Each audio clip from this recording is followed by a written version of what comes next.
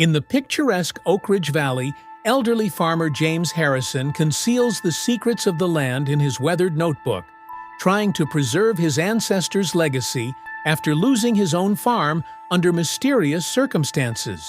When arrogant auctioneer Vincent Blackwood publicly humiliates James, no one suspects that within 15 minutes, a black government motorcade will shift the balance of power, revealing a shocking connection between the disgraced farmer and the influential governor. What begins as a simple dispute over water rights soon exposes a sinister web of hidden land deals threatening not only the local ecosystem, but the future of the entire valley, proving an ancient truth. The soil bears witness to our deeds, even when people choose to forget their sins.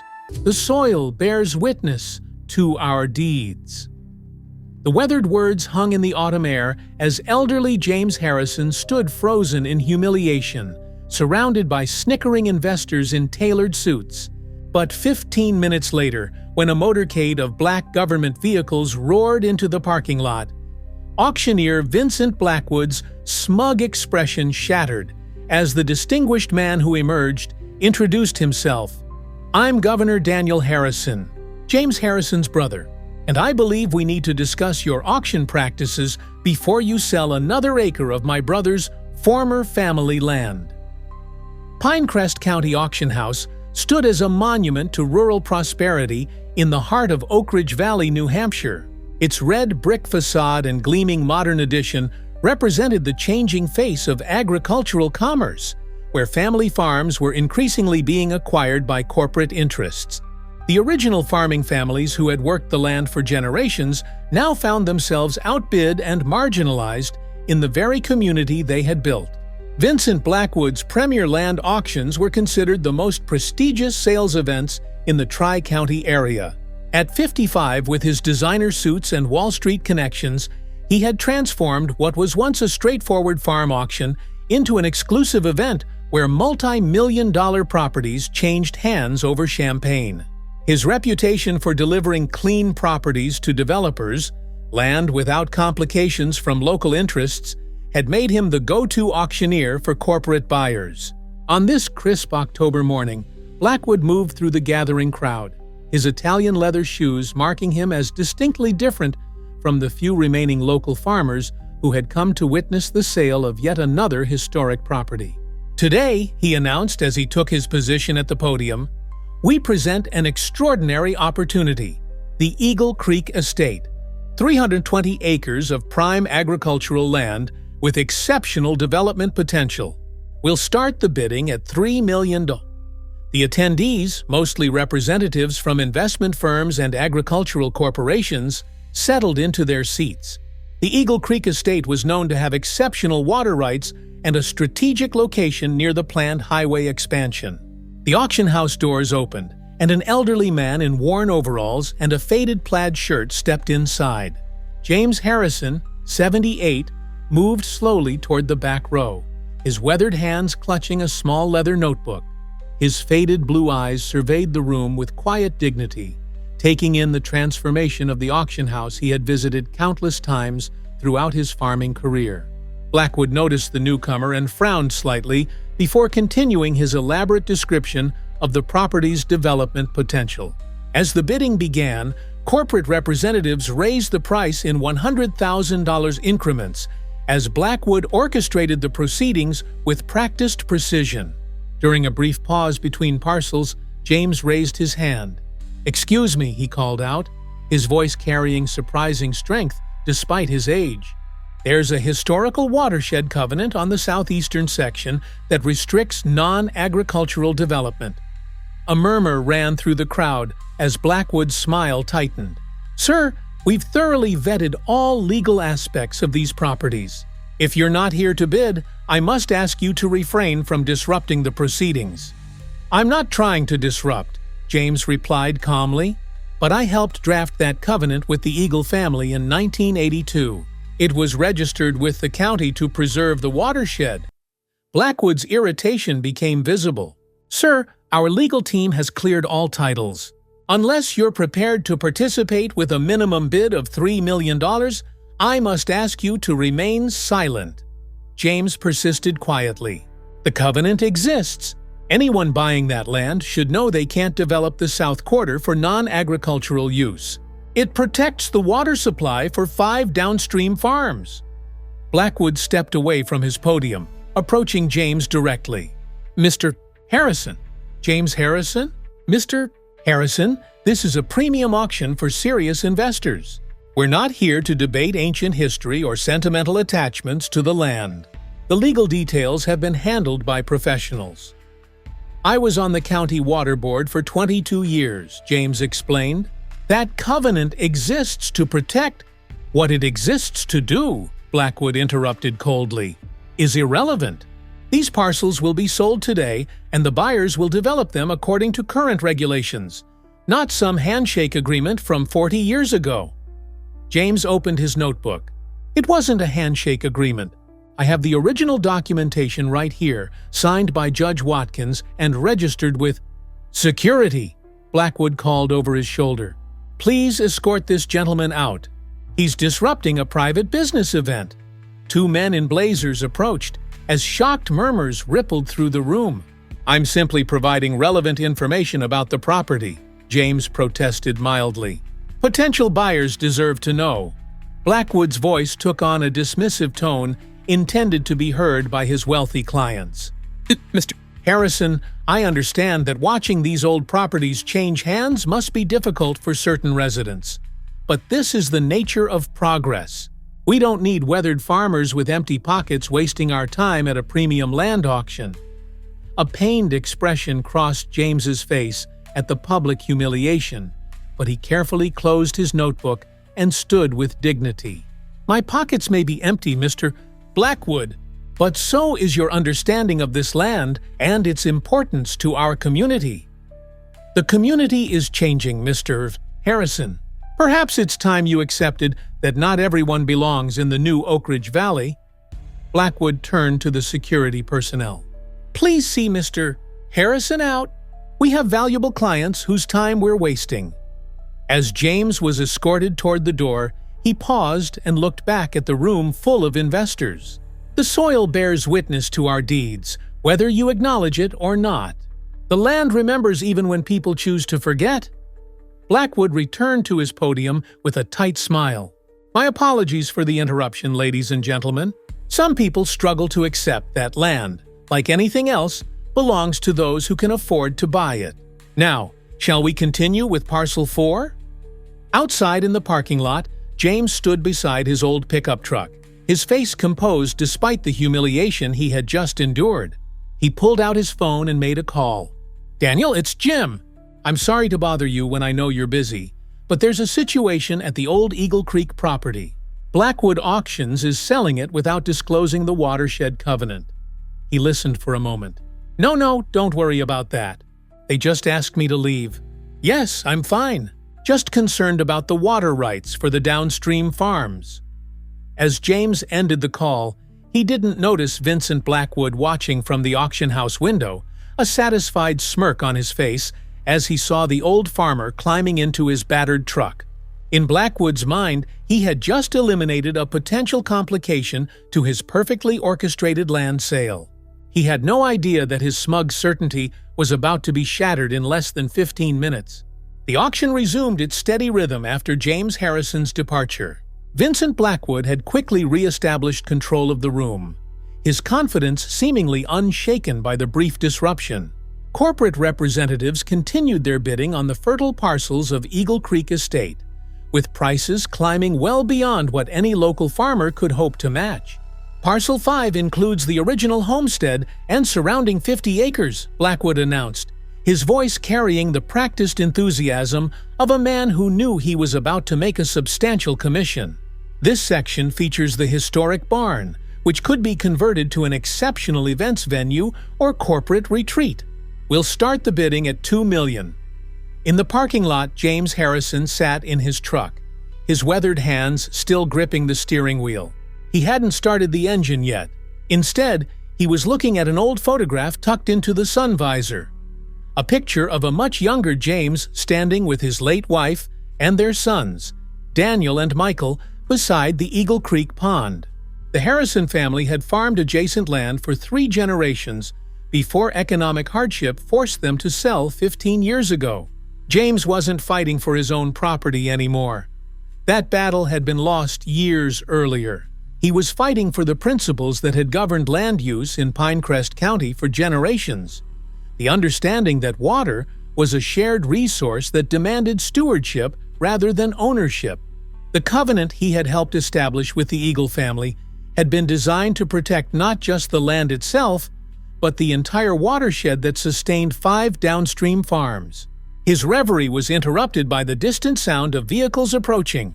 James glanced in his rearview mirror and was startled to see a procession of black SUVs turning into the auction house parking lot. State trooper motorcycles flanked the convoy, their lights flashing as they escorted a particularly sleek vehicle in the center of the formation. "Oh, Daniel," James murmured, recognizing the gubernatorial motorcade. "You didn't have to do this." What would happen next would change the course of Oak Ridge Valley forever. Inside the auction house, Vincent Blackwood was in his element, having just secured a $2.4 million bid on the homestead parcel. "Excellent! That's $2.4 million from Heartland Agricultural Investments. Do I hear 2.5? Remember, ladies and gentlemen, this is prime conversion property with historical character that exempts it from certain zoning restrictions." A representative from Eastern Consolidated raised his paddle. "2.5 million. I have 2.5 million. Do I hear—" Blackwood's patter was interrupted by the sound of vehicles pulling up outside. The auction house's large windows offered a clear view of the parking lot, where attendees could now see the procession of official vehicles coming to a stop. 2 state troopers in formal uniform exited first, followed by several staff members in professional attire. "As I was saying," Blackwood continued, attempting to recapture the room's attention, "now we have 2.5 million. Do I hear 2.6? But the bidders were distracted now, murmuring amongst themselves as they watched the scene unfolding in the parking lot. When the center vehicle's door opened and a man in a tailored suit emerged, several people in the room audibly gasped. "Is that the governor?" someone whispered, loudly enough to be heard throughout the room. Blackwood's confident demeanor faltered momentarily. "Ladies and gentlemen, please. We have important business to conduct. I'm sure whatever official matter is taking place outside can proceed without our attention. Now, do I hear 2.6 million for the homestead parcel?" The auction house doors swung open and the 2 state troopers entered, scanning the room with professional detachment. Behind them came a man in his early 50s, his salt and pepper hair meticulously groomed, his bearing commanding instant respect. Governor Daniel Harrison had his brother's blue eyes and the same quiet dignity, though his was now amplified by the power of his office. Flanking him were his chief of staff and the state's attorney general, both carrying leather portfolios. James Harrison entered last, looking somewhat embarrassed by the dramatic entrance, but resolute nonetheless. Blackwood's face went through a rapid sequence of expressions: surprise, confusion, alarm, and finally, an attempt at professional courtesy. "Governor Harrison, this is an unexpected honor. We're in the middle of an auction, but of course, you're welcome to observe. Perhaps your staff would like to place a bid on behalf of the state park system." Governor Harrison ignored Blackwood entirely, instead turning to address the room at large. "Good morning, everyone.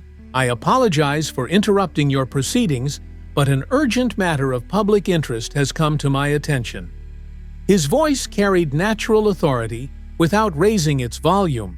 "I've been informed that this auction may be proceeding without full disclosure of legal encumbrances on the property." Blackwood moved quickly from behind his podium. "Governor, I assure you that all legal requirements have been meticulously followed. Our title research is impeccable. Perhaps there's been some misunderstanding." "There's no misunderstanding, Mr. Blackwood," the governor replied coolly. "I've just spoken with the county records office. They've confirmed the existence of a watershed protection covenant on significant portions of the Eagle Creek estate, specifically parcels 2, 3, and 7 of your current offering." The Attorney General stepped forward, opening his portfolio. "We have certified copies of the covenant documents right here, filed in 1982 and never rescinded. The covenant explicitly prohibits non-agricultural development on the southeastern quadrant and requires maintenance of the existing wetlands." A wave of murmurs swept through the audience, particularly among the corporate bidders who had already committed millions to parcels that now appeared to have significant restrictions. Blackwood's confident facade began to crack. "Governor Harrison, with all due respect, my legal team conducted thorough due diligence. If such a covenant exists, it would have been disclosed in our materials." "It should have been," Governor Harrison agreed, "which raises serious questions about your auction practices. Either your legal team missed critical encumbrances, which constitutes negligence, or these restrictions were deliberately omitted, which would constitute fraud." The room had gone completely silent now, all eyes moving between Blackwood and the governor. "I don't appreciate these insinuations, Governor," Blackwood said, struggling to maintain his composure. "These properties have been properly vetted according to standard industry practices." "Industry practices don't supersede state law, Mr. Blackwood," the Attorney General interjected. "And state law requires full disclosure of all encumbrances before sale." Governor Harrison turned to address the bidders directly. "Ladies and gentlemen, in the interest of transparency and to prevent any of you from making investments based on incomplete information, I'm exercising my authority to request a temporary halt to these proceedings pending a full review of the property records." He nodded to the state troopers, who moved to stand on either side of Blackwood's podium. "This is not an action I take lightly, but as governor, I have a responsibility to ensure that all business conducted in our state adheres to our laws, particularly when it involves resources as vital as our watershed." Blackwood looked around desperately, seeking support from the crowd, but the corporate representatives were already on their phones, clearly consulting with their legal departments. "This is unprecedented interference in a private business transaction," he protested. "On the contrary," Governor Harrison replied calmly, "this is the state fulfilling its obligation to protect both consumers and natural resources. My brother attempted to provide this information through appropriate channels, and you had him removed." All eyes turned to James Harrison, who stood quietly at the back of the room, still clutching his leather notebook. There was a moment of collective realization as the bidders connected the elderly farmer with the governor. "Your brother," Blackwood stammered, the color draining from his face as he finally made the connection himself. "Yes, Mr. Blackwood! James Harrison, the weathered farmer with empty pockets you so dismissively ejected, is my brother. He served on the county water board for over 2 decades and helped draft the very covenant you failed to disclose." The governor's voice remained measured, but there was steel beneath his calm exterior. More importantly, he was trying to ensure that all parties to this sale had accurate information, something you actively prevented. Blackwood looked desperately toward his legal counsel, who had sunk low in his chair, already recognizing the severity of the situation. "Governor Harrison," Blackwood began, attempting to recover. "Had I known Mr. Harrison was your brother—" "Had I known," the governor interrupted sharply, "would you have treated him with the respect every citizen deserves? Would you have dismissed his concerns because of his clothes, or his age, or his empty pockets? Or would you have listened only because of his connection to me?" Blackwood had no answer. "Your auction is suspended pending review," the governor continued. "The Attorney General's office will be examining all sales conducted by Blackwood Auctions over the past 5 years to ensure proper disclosure practices were followed." He turned to the assembled bidders. "I apologize for any inconvenience this causes to those of you who traveled here in good faith. The state will ensure that when these properties are eventually sold, all legal encumbrances will be clearly documented."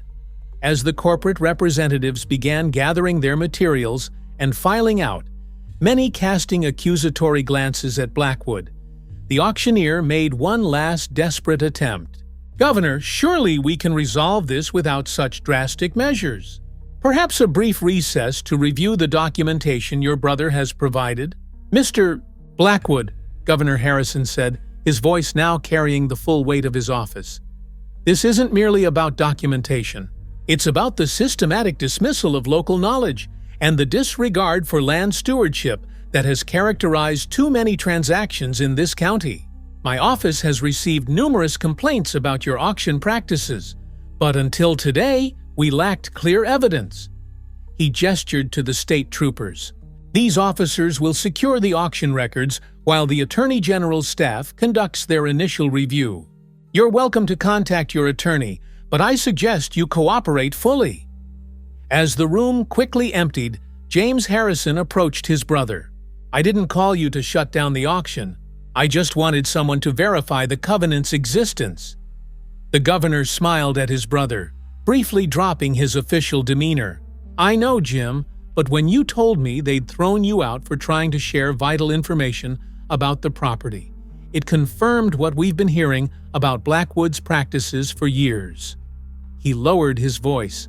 We've had complaints from 3 counties about his failure to disclose environmental restrictions and indigenous heritage sites on properties he's auctioned. We just needed clear evidence.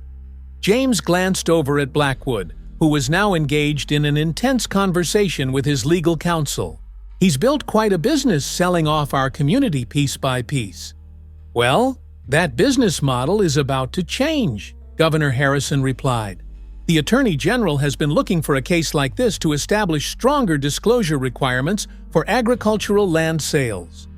Across the room, Blackwood looked up and caught James's eye. The auctioneer's expression had transformed from smugness to something approaching fear as he watched the state officials boxing up his records. In the span of 15 minutes, his carefully constructed world of exclusive deals and selective disclosures had begun to crumble. James felt no triumph, only a quiet satisfaction that the land might now be treated with the respect it deserved. He opened his weathered notebook, showing his brother the original covenant language he had helped draft decades earlier. The soil bears witness to our deeds, he said softly, echoing the words he had spoken when being escorted out, even when people try to forget. Governor Harrison nodded, understanding the deeper meaning in his brother's words.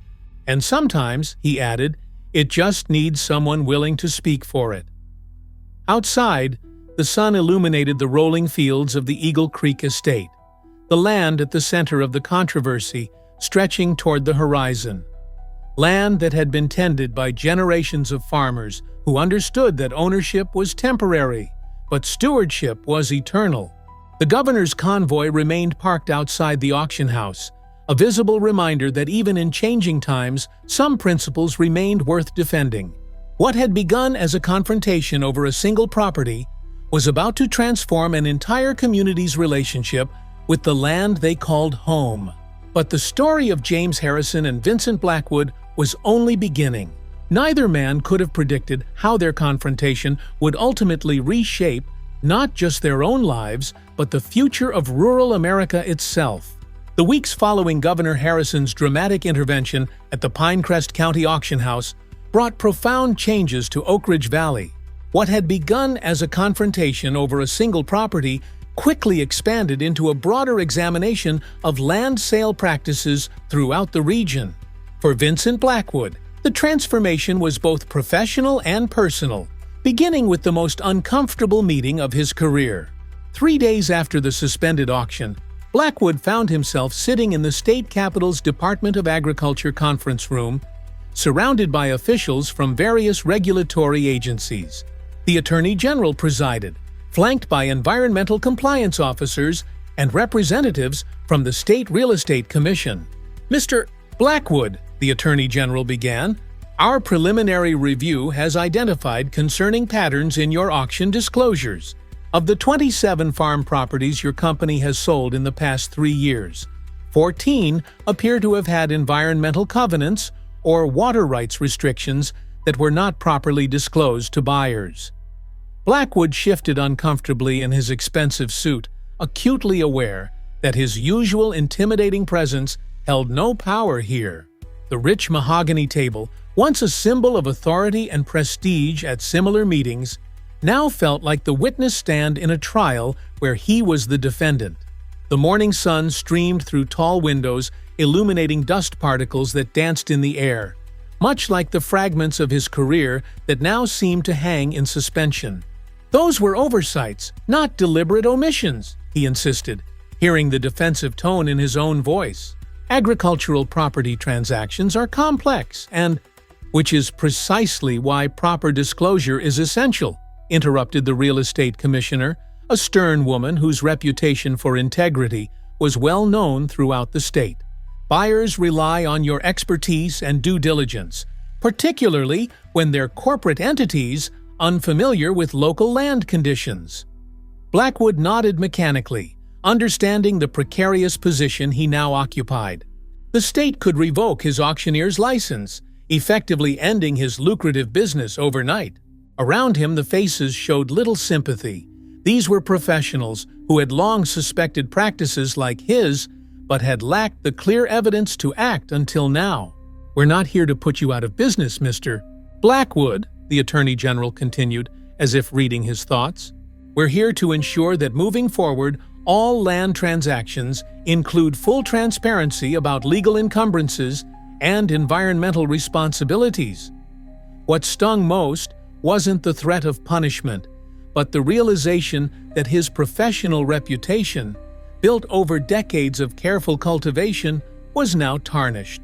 The prestigious clients who had once sought his exclusive services were suddenly distant, unwilling to be associated with controversial business practices. His phone had stopped ringing. Invitations to elite social gatherings had mysteriously disappeared. Even his country club acquaintances now found reasons to cut conversations short when he approached. "We are implementing new protocols for agricultural auctions statewide," explained the Department of Agriculture representative, a younger man whose family had farmed in the region for generations. "All properties will undergo independent environmental assessment before sale, with results made available to all potential bidders." As the meeting concluded, the Attorney General remained behind, fixing Blackwood with a penetrating gaze. The late morning light cast half her face in shadow, giving her words additional weight. Governor Harrison could have pursued this matter far more aggressively. He chose instead to focus on systemic reform rather than individual penalties. Blackwood managed a tight smile. "I appreciate his restraint." "It wasn't restraint, Mr. Blackwood. It was wisdom. The governor believes you have expertise that could benefit the state's transition to more sustainable agricultural practices, assuming you're willing to adapt your business model." The comment stayed with Blackwood as he drove back to Oak Ridge Valley, the rolling countryside passing outside his car window. For the first time in years, he really looked at the land, not assessing its development potential or calculating per-acre values, but seeing the interconnected ecosystem that James Harrison had tried to protect. Farmland stretched in patchwork patterns across the valley, interrupted by the silver threads of streams and the dark green clusters of woodlots. These weren't just parcels to be sold and developed. They were working landscapes shaped by generations of human hands in cooperation with natural forces. Each field told a story of seasonal change, of careful cultivation, of weather events remembered in local lore. Near the village of Marion Crossing, Blackwood passed a farm where 3 generations worked together harvesting early summer vegetables. He slowed his Mercedes, watching as the grandfather instructed a young boy in the art of determining when a squash was perfectly ripe. Was this the kind of knowledge James Harrison had tried to preserve? Knowledge not found in land surveys or soil samples, but passed down through careful observation and mentorship? The following morning, Blackwood arrived at his office earlier than usual, finding several cancellations in his inbox from corporate clients unwilling to risk association with his firm until the state investigation concluded. His assistant Meredith, who had worked with him for 15 years, approached his desk with obvious discomfort. The Heartland agricultural representative called to withdraw from the Miller Farm auction, she said, placing the cancellation notice on his desk. That's the 3rd major buyer to pull out this week. Blackwood nodded grimly. And I suspect it won't be the last. Vincent, Meredith hesitated, using his first name, something she rarely did in the office. What are we going to do? If this continues, we'll have to start laying people off by the end of the month. Before Blackwood could respond, Meredith's expression changed to one of surprise. Oh, and Mr.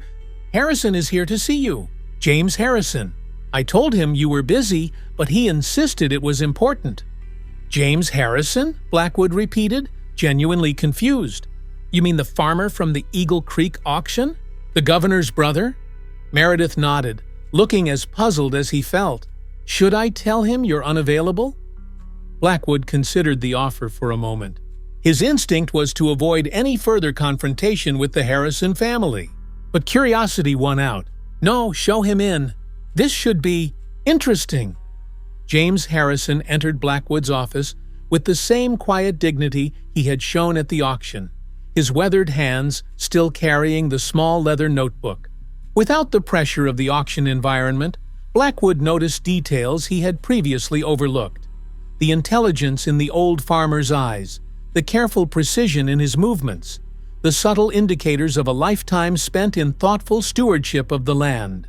He wore the same faded plaid shirt and overalls from the auction, not as a statement, but simply because they were his regular clothes. The contrast between his weathered appearance and Blackwood's pristine office couldn't have been more stark.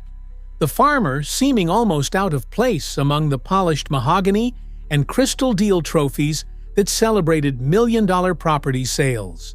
Mr. Harrison, Blackwood said, standing awkwardly, I didn't expect to see you again. I expect not, James replied without rancor. But I thought we should talk, man to man, without all the government officials and lawyers present. An uncomfortable silence stretched between them before Blackwood gestured to a chair. Please sit down. Can I offer you coffee? Black, if you have it, James nodded, settling into the leather chair with the same deliberate movements he might use when approaching a skittish farm animal. He placed his notebook on the desk between them, its worn cover a stark contrast to Blackwood's gleaming glass desktop. Meredith brought the coffee, giving Blackwood a curious glance before withdrawing and closing the door. Another uncomfortable silence ensued as both men assessed each other across the desk. I've been thinking about what happened at the auction, James finally said, his voice carrying the unhurried cadence of someone accustomed to the rhythms of seasonal change rather than the frenetic pace of business. You're not the first to dismiss the concerns of an old farmer, and you won't be the last. But there's an opportunity here that might benefit us both. Blackwood raised an eyebrow skeptically. I'm listening. The Eagle Creek estate is still going to be sold, James explained, opening his notebook to a page covered with careful handwriting and simple but precise sketches of the property's water features. But whoever buys it needs to understand its complexities, not just the legal restrictions, but the practical knowledge of how the watershed functions, which fields drain first after heavy rains, where the natural springs lie, information that doesn't appear in official records. Exactly, Blackwood acknowledged, surprising himself with the admission. That's what makes properties like Eagle Creek so challenging to market properly. The legal documents don't capture the actual functioning of the land. I've spent my life observing that land. So have other farmers in this valley. We carry knowledge that no satellite mapping or soil sample can provide. James tapped his notebook with a calloused finger. I've documented seasonal changes, wildlife patterns, and water flow across 5 decades. This knowledge has value, not to stop development, but to ensure it proceeds intelligently. Blackwood studied the older man, beginning to understand what he was proposing.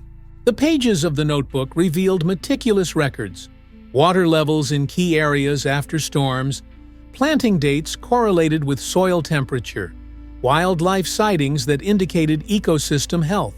This wasn't sentimental attachment to the land, it was practical, data-driven knowledge accumulated through decades of direct observation. You're suggesting a partnership of some kind? A collaboration? Blackwood asked, the concept still feeling foreign on his tongue. Your company provides the market expertise, the connections to investors, James corrected, closing his notebook. But moving forward, you incorporate local knowledge and environmental stewardship into your sales approach, not as restrictions, but as value-added insights. The idea was so different from Blackwood's usual business model that his initial instinct was to dismiss it. But recent events had made it abundantly clear that his traditional approach was no longer viable in the changing regulatory environment. His business stood at a crossroads, adapt or perish. The governor mentioned something similar, Blackwood admitted, recalling the Attorney General's parting comments. He suggested my expertise could contribute to sustainable agricultural transitions. Daniel sees the bigger picture. James nodded. This isn't about punishing you or stopping progress. It's about ensuring that progress respects the land's natural systems. Blackwood found himself considering the proposal seriously. His business was at a crossroads. Continue fighting against the tide of environmental regulations and transparency requirements, or adapt and possibly discover new opportunities. The former path led to continued conflict with state agencies and a diminishing client base. The latter was uncharted territory but offered the possibility of redemption. I'd need to completely restructure my approach, he said, thinking aloud. My clients expect clean, unrestricted properties they can develop however they choose. And how's that working out for them? James asked mildly, not confrontational, but genuinely inquiring. The Westridge development that Henderson Corp built 3 years ago has flooded twice because they ignored the seasonal creek patterns. The Marshall Farm conversion to luxury homes has ongoing water quality issues because they built too close to the natural springs. Blackwood was surprised by the old farmer's detailed knowledge of recent developments. You've been paying attention. These are my neighbors, Mr. Blackwood. I may have lost my own farm, but I still care about this valley. James leaned forward, his blue eyes intent. What if your auctions included comprehensive land management plans alongside the property deeds? What if buyers received not just legal titles, but ecological understanding?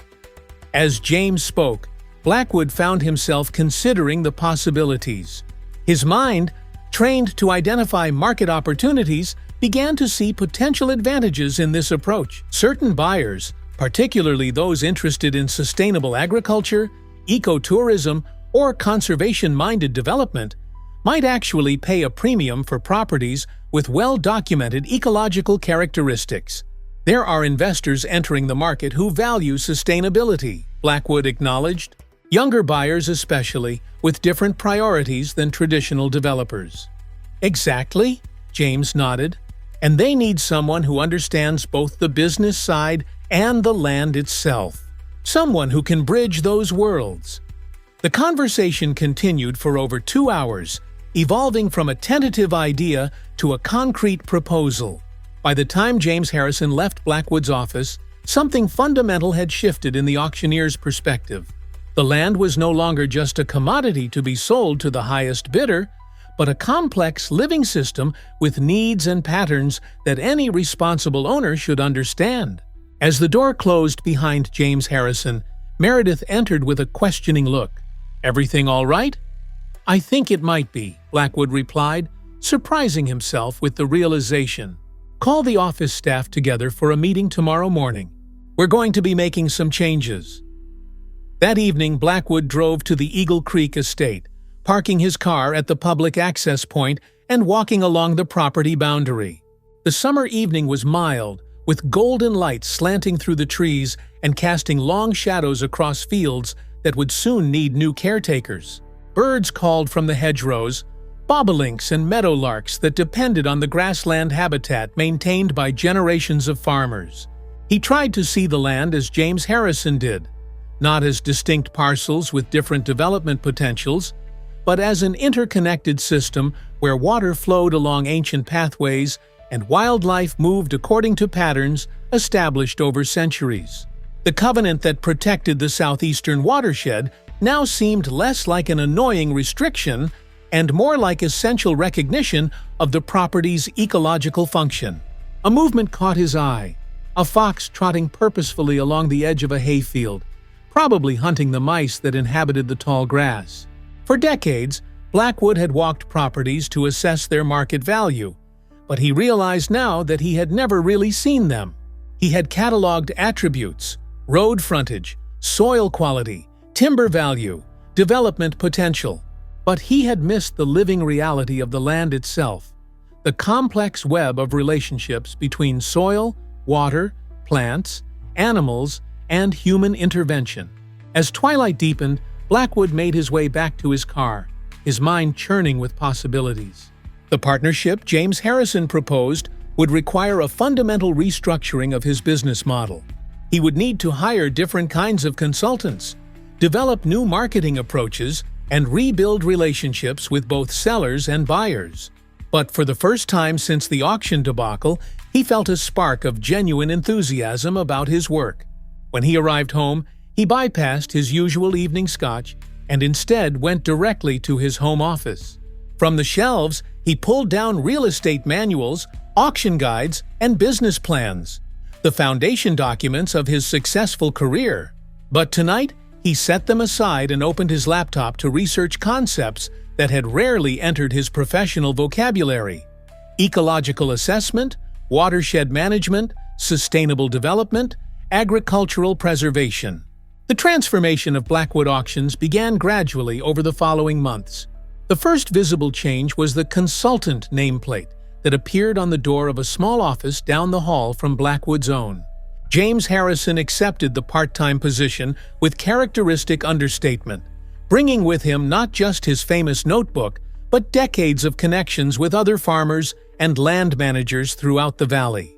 Two other retired farmers soon joined the team: Maria Vasquez, whose family had specialized in orchard management for 3 generations, and Harold Chen, whose expertise in soil conservation had helped numerous farms weather the erosion challenges of changing climate patterns. Together they formed what Blackwood somewhat awkwardly termed the Land Knowledge Division of his company, a resource that would soon prove invaluable. The next phase involved a comprehensive review of past sales, painful as it was. Blackwood hired an independent environmental law firm to assess whether other properties had been sold without proper disclosure of covenants or ecological considerations. The findings were sobering. Nearly 30% of his transactions over the past 5 years had involved some form of incomplete disclosure, though most were matters of omission rather than deliberate concealment. Rather than hiding these results, Blackwood made the controversial decision to contact the buyers directly, providing them with the complete information and offering consultation services from his new land knowledge team to address any issues that might have arisen from the undisclosed conditions. The initiative was costly, both financially and in terms of professional pride, but it established a new standard of transparency that would become a hallmark of the reformed Blackwood auctions. The most dramatic change, however, came in how properties were prepared for sale. Traditional auction listings had emphasized development potential, road frontage, and other market-oriented characteristics. The new Blackwood approach incorporated detailed environmental assessments, traditional knowledge documentation, and sustainable use recommendations. Property listings now included comprehensive land management plans alongside the usual legal documentation. Buyers received not just deeds and surveys, but ecological profiles that detailed how water moved through the property, which soil types supported which uses, and how the land functioned within the broader watershed context. Initially, some corporate clients balked at the new approach, preferring the old system that emphasized development potential while minimizing restrictions. Harold Michaels, representing Consolidated Agricultural Investments, was particularly blunt during a meeting about an upcoming farmland auction. "Vincent, what the hell is all this?" he demanded, gesturing at the thick ecological assessment that accompanied the property listing. "My investors don't want a science textbook. They want clean parcels they can develop to maximize return on investment." "Harold," Blackwood replied with newfound confidence, "what your investors actually want is to avoid the problems that plagued your last 3 acquisitions in this valley. Remember the drainage issues at the Peterson farm? The water contamination lawsuit at the West Ridge development? The collapsed road on the north section of Miller's property? Michaels shifted uncomfortably, unable to deny these costly problems. All of those issues could have been predicted and avoided with the kind of assessment we're providing now, Blackwood continued. This isn't environmental activism, Harold. It's risk management, and it's going to save your investors a fortune in the long run. Not all clients were convinced, and Blackwood watched with concern as several major corporate buyers took their business to competitors who maintained the old, less transparent approach. But a surprising number of investors, particularly younger, more environmentally conscious firms, were attracted to the comprehensive information now provided with each property. 6 months after the confrontation at the auction house, Blackwood found himself standing in the Eagle Creek Estate's south field with a potential buyer, not a corporate developer, but the representative of a sustainable agriculture investment group. The covenant actually makes this property more attractive for our purposes, the investor explained as they surveyed the land. We're looking to establish demonstration sites for regenerative farming techniques, and the water protection requirements align perfectly with our mission. Blackwood nodded, finding himself genuinely interested in the group's vision, rather than simply focused on closing the sale. Mr. Harrison mentioned this section has particularly rich soil composition due to the seasonal flooding patterns. His notes suggest it would be ideal for certain heritage grain varieties. The investor looked surprised but pleased. That's exactly what our agronomists recommended. How did you know? Let's just say I've been getting an education in actual farming, not just farm sales, Blackwood replied, thinking of the hours he'd spent with James walking these fields and listening to decades of accumulated wisdom. The most profound evidence of Blackwood's transformation came during the rescheduled auction of the Eagle Creek Estate. The event bore little resemblance to the exclusive gathering he had originally planned. Local farmers sat alongside corporate representatives. The county extension office had a booth providing information on water conservation. Most noticeably, James Harrison and 2 other senior farmers sat near the podium as official consultants, their expertise acknowledged as valuable to the proceedings. The auction room itself had been transformed as well. Where once sleek marketing displays had emphasized development potential, now detailed ecological maps showed watershed connections, soil types, and wildlife corridors. A 3-dimensional terrain model demonstrated how water moved through the property during different rainfall scenarios. Carefully documented oral histories from previous owners and neighboring farmers provided context about the land's management over time. Before beginning the bidding, Blackwood addressed the gathered crowd, feeling unusually nervous despite his decades of auction experience. This wasn't just a sale, it was the public debut of his completely restructured approach. "Welcome to the Eagle Creek Estate auction," he began, surveying the diverse audience. "Before we start, I want to acknowledge some significant changes in how we conduct these sales. Every property offered today comes with a complete environmental assessment, historical land use documentation, and clear disclosure of all legal encumbrances." He gestured toward James and the other farmers. "We're fortunate to have local experts who have generously shared their knowledge of these lands, insights that go far beyond what any title search or soil test could reveal. I encourage all potential bidders to consult with them before bidding." The auction proceeded with a different energy than Blackwood's previous events. Bidders asked thoughtful questions about sustainable land management. Corporate representatives consulted with the farmer experts about watershed dynamics. The conversation between potential buyers focused not just on price, but on stewardship plans and ecological opportunities. When the final gavel fell, the Eagle Creek Estate sold for a sum that exceeded even Blackwood's original projections. Not despite the environmental covenant, but partly because of the ecological integrity it protected. The buyer, a partnership between a conservation land trust and a sustainable agriculture investment group, presented not just the highest bid, but also the most comprehensive stewardship plan. After the auction, Governor Harrison made an unannounced appearance. He surveyed the transformed proceedings with approval before approaching Blackwood. "Quite a different atmosphere from our last encounter, Mr. Blackwood," he observed. Blackwood straightened his shoulders. "We've made some adjustments to our approach, Governor." "So I see." He glanced toward his brother, who was deep in conversation with the property's new owners, sketching something in his ever-present notebook. "My brother tells me you've been surprisingly receptive to his suggestions." "Your brother has forgotten more about this land than most of us will ever know," Blackwood admitted. "I was foolish to dismiss that knowledge." Governor Harrison studied him thoughtfully. "You know, when I arrived at that auction 6 months ago, I expected to shut down a business that was harming our rural communities. Instead, it appears you've created a model that might help preserve them." Coming from the governor, the observation felt like significant validation. "The credit belongs to your brother. He saw potential where I initially saw only obstacles." As the governor moved away to join his brother, Blackwood found himself approached by a young farmer he recognized from community meetings, the owner of one of the small operations downstream from Eagle Creek. "Mr. Blackwood," the young man said hesitantly, "I've been thinking about selling a portion of my property to fund equipment upgrades on the remaining acres. Would your new approach work for a smaller parcel like mine?" 6 months earlier, Blackwood would have dismissed the query as too small to be worth his time.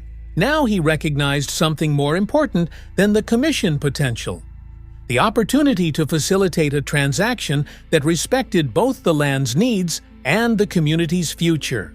"I believe it would," he replied thoughtfully. "Why don't we walk your property next week? Bring your historical records, and perhaps Mr. Harrison might join us for his perspective." As the gathering dispersed, Blackwood watched James Wilson showing the new owners of Eagle Creek a particular feature of the landscape, pointing to the way water flowed across the contours of the land. Knowledge accumulated through generations of observation, Blackwood realized something fundamental had shifted within him. The validation he had once desperately sought through exclusive deals and wealthy clients now seemed hollow compared to the genuine satisfaction of facilitating transitions that honored the land and its history. Later that evening, as he sat in his home office reviewing the day's success, Blackwood's phone rang. The caller ID showed a number he didn't recognize. "Vincent Blackwood speaking," he answered.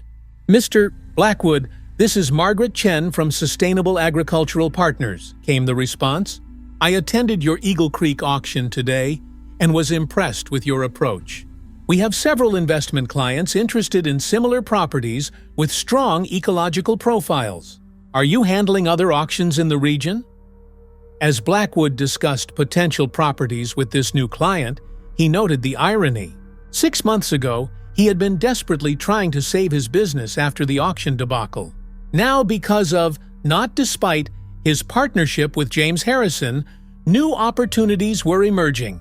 Clients who valued ecological integrity were specifically seeking out Blackwood Auctions for its comprehensive approach. The conversation with Margaret Chen led to others, and gradually, a new client base began to replace those who had abandoned Blackwood after the suspended auction.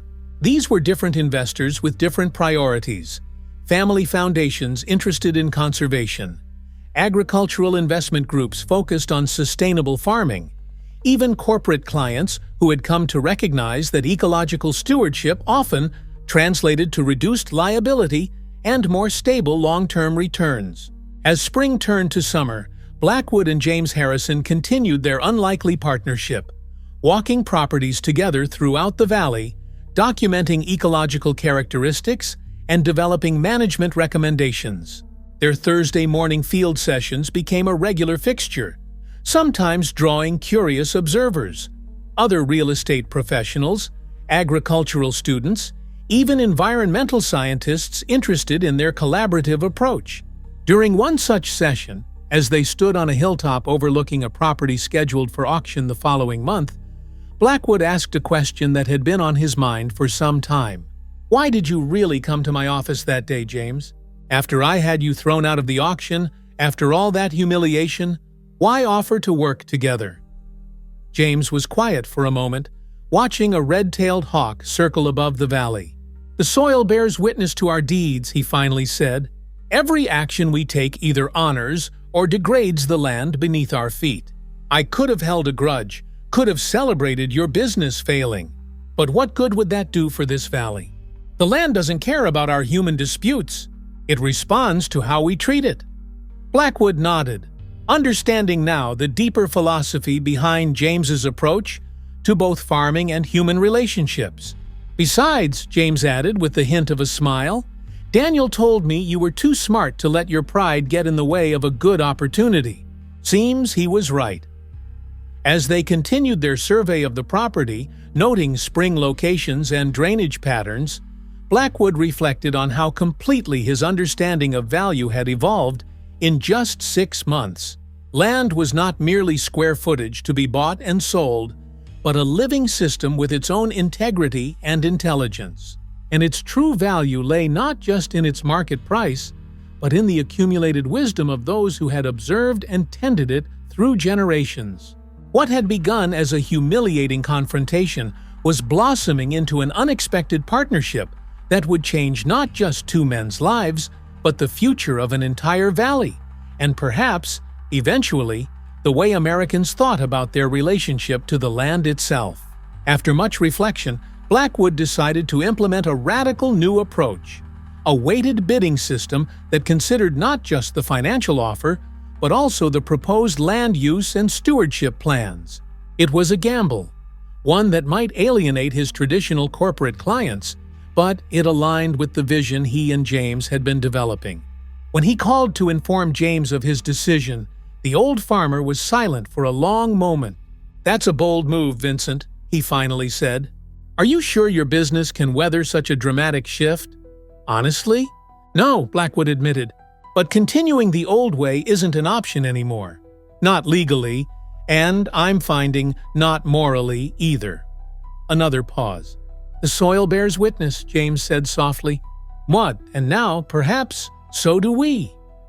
Winter gave way to spring, and with it came the first test of the transformed Blackwood auctions, the rescheduled Eagle Creek estate sale. The event bore little resemblance to the exclusive gathering Vincent had originally planned. Local farmers sat alongside corporate representatives.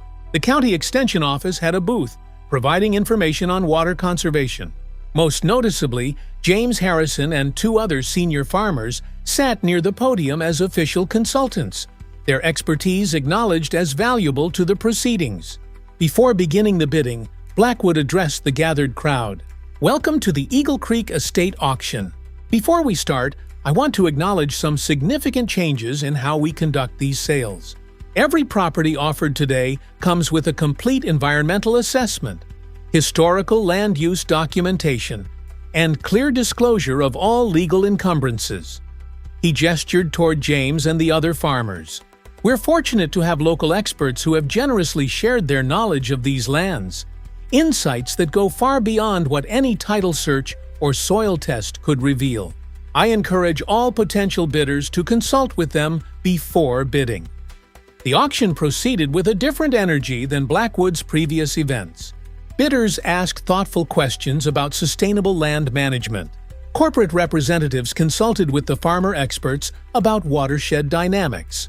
When the final gavel fell, the Eagle Creek estate sold for a sum that exceeded even Blackwood's original projections, not despite the environmental covenant, but partly because of the ecological integrity it protected. After the auction, Governor Harrison made an unannounced appearance. He surveyed the transformed proceedings with approval before approaching Blackwood. "Quite a different atmosphere from our last encounter, Mr. Blackwood," he observed. Blackwood straightened his shoulders. "We've made some adjustments to our approach, Governor." "So I see."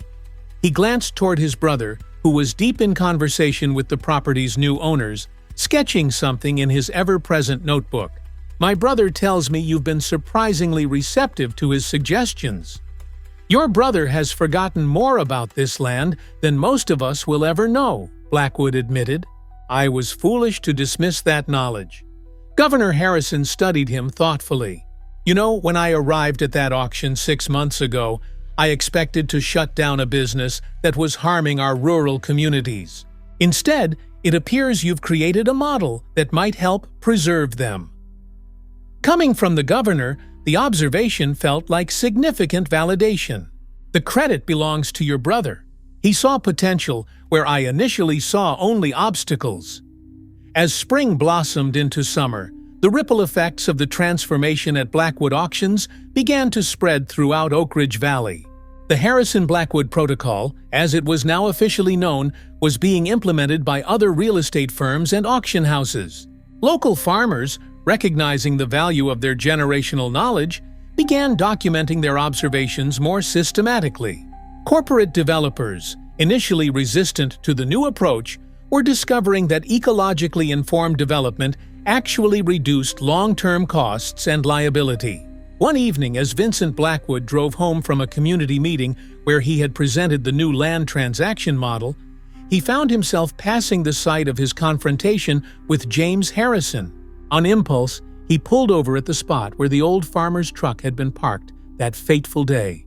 The sun was setting over Eagle Creek Estate, now in the early stages of transformation into a demonstration farm for regenerative agriculture.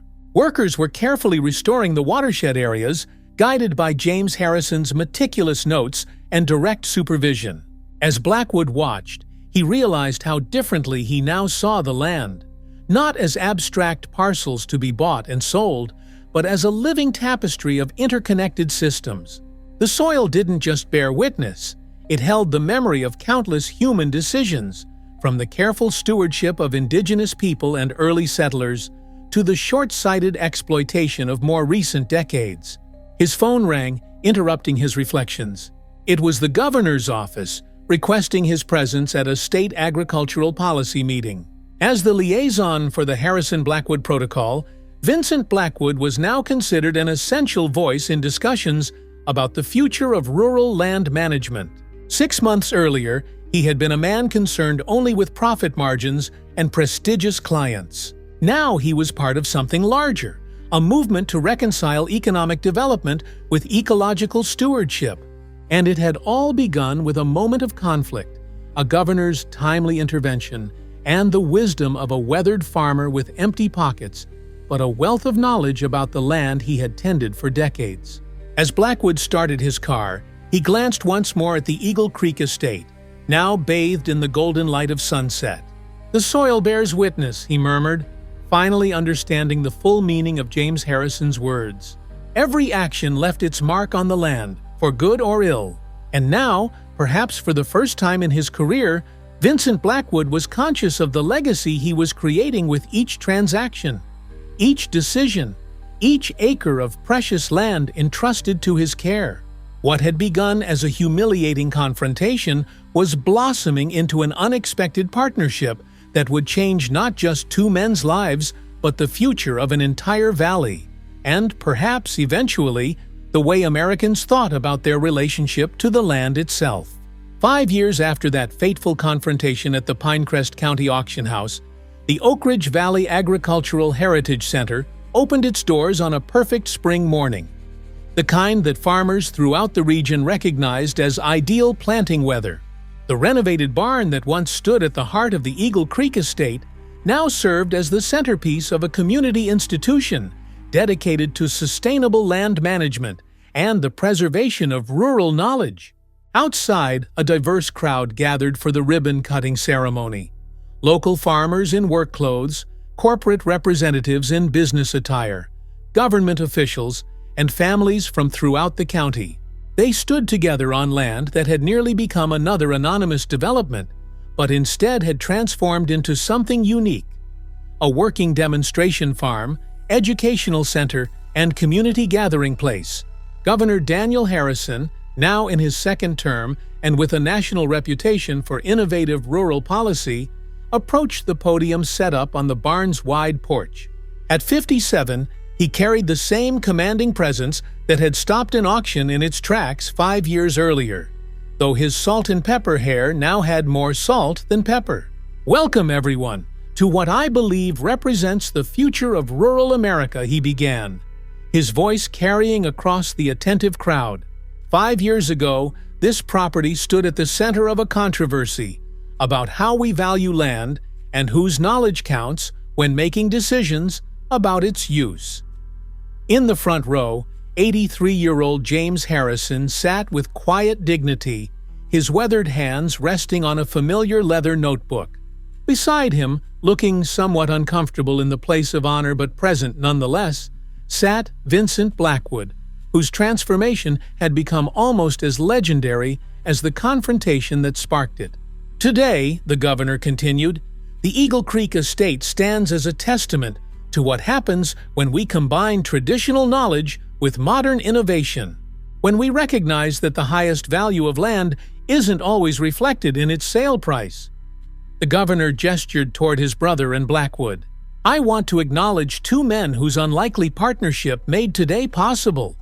My brother, James Harrison, who stood up for the land when it needed a voice, and Vincent Blackwood, who demonstrated that true leadership often means having the courage to change course when presented with new understanding. The crowd applauded as both men nodded in acknowledgement. Their former antagonism long since transformed into a productive working relationship that had reshaped land transactions throughout the state.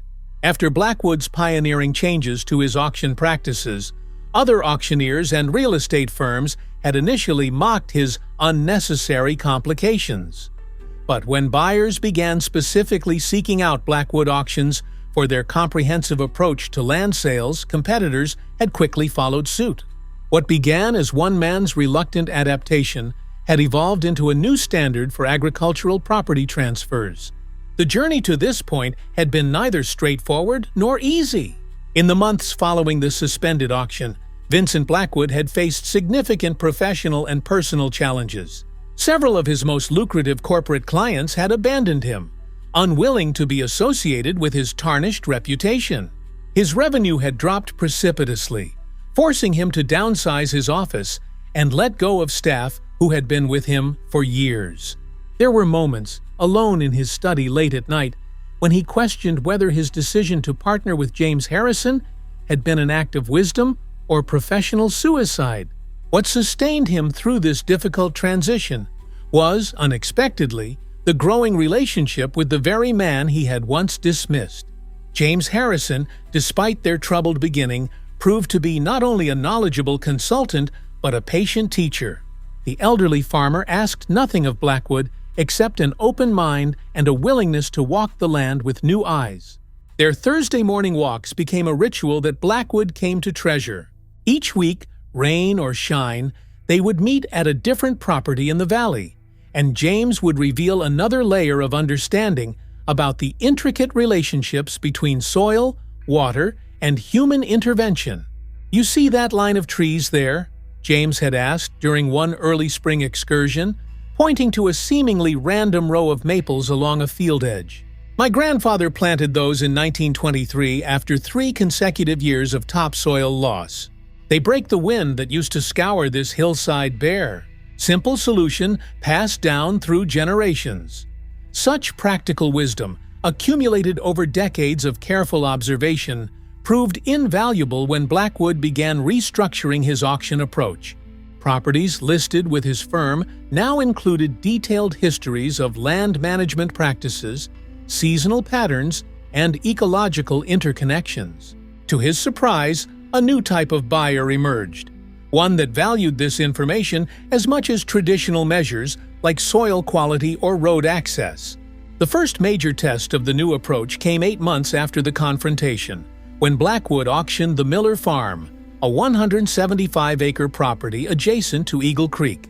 Instead of his traditional focus on development potential, the auction materials emphasized the property's role in the local watershed, its historical crop rotation practices, and the indigenous knowledge incorporated into its field patterns. 3 corporate bidders withdrew immediately, uninterested in property with such clearly articulated ecological responsibilities. But 5 new bidders appeared, including a sustainable agriculture investment group, a conservation-minded wealthy family, and a cooperative of young farmers pooling their resources.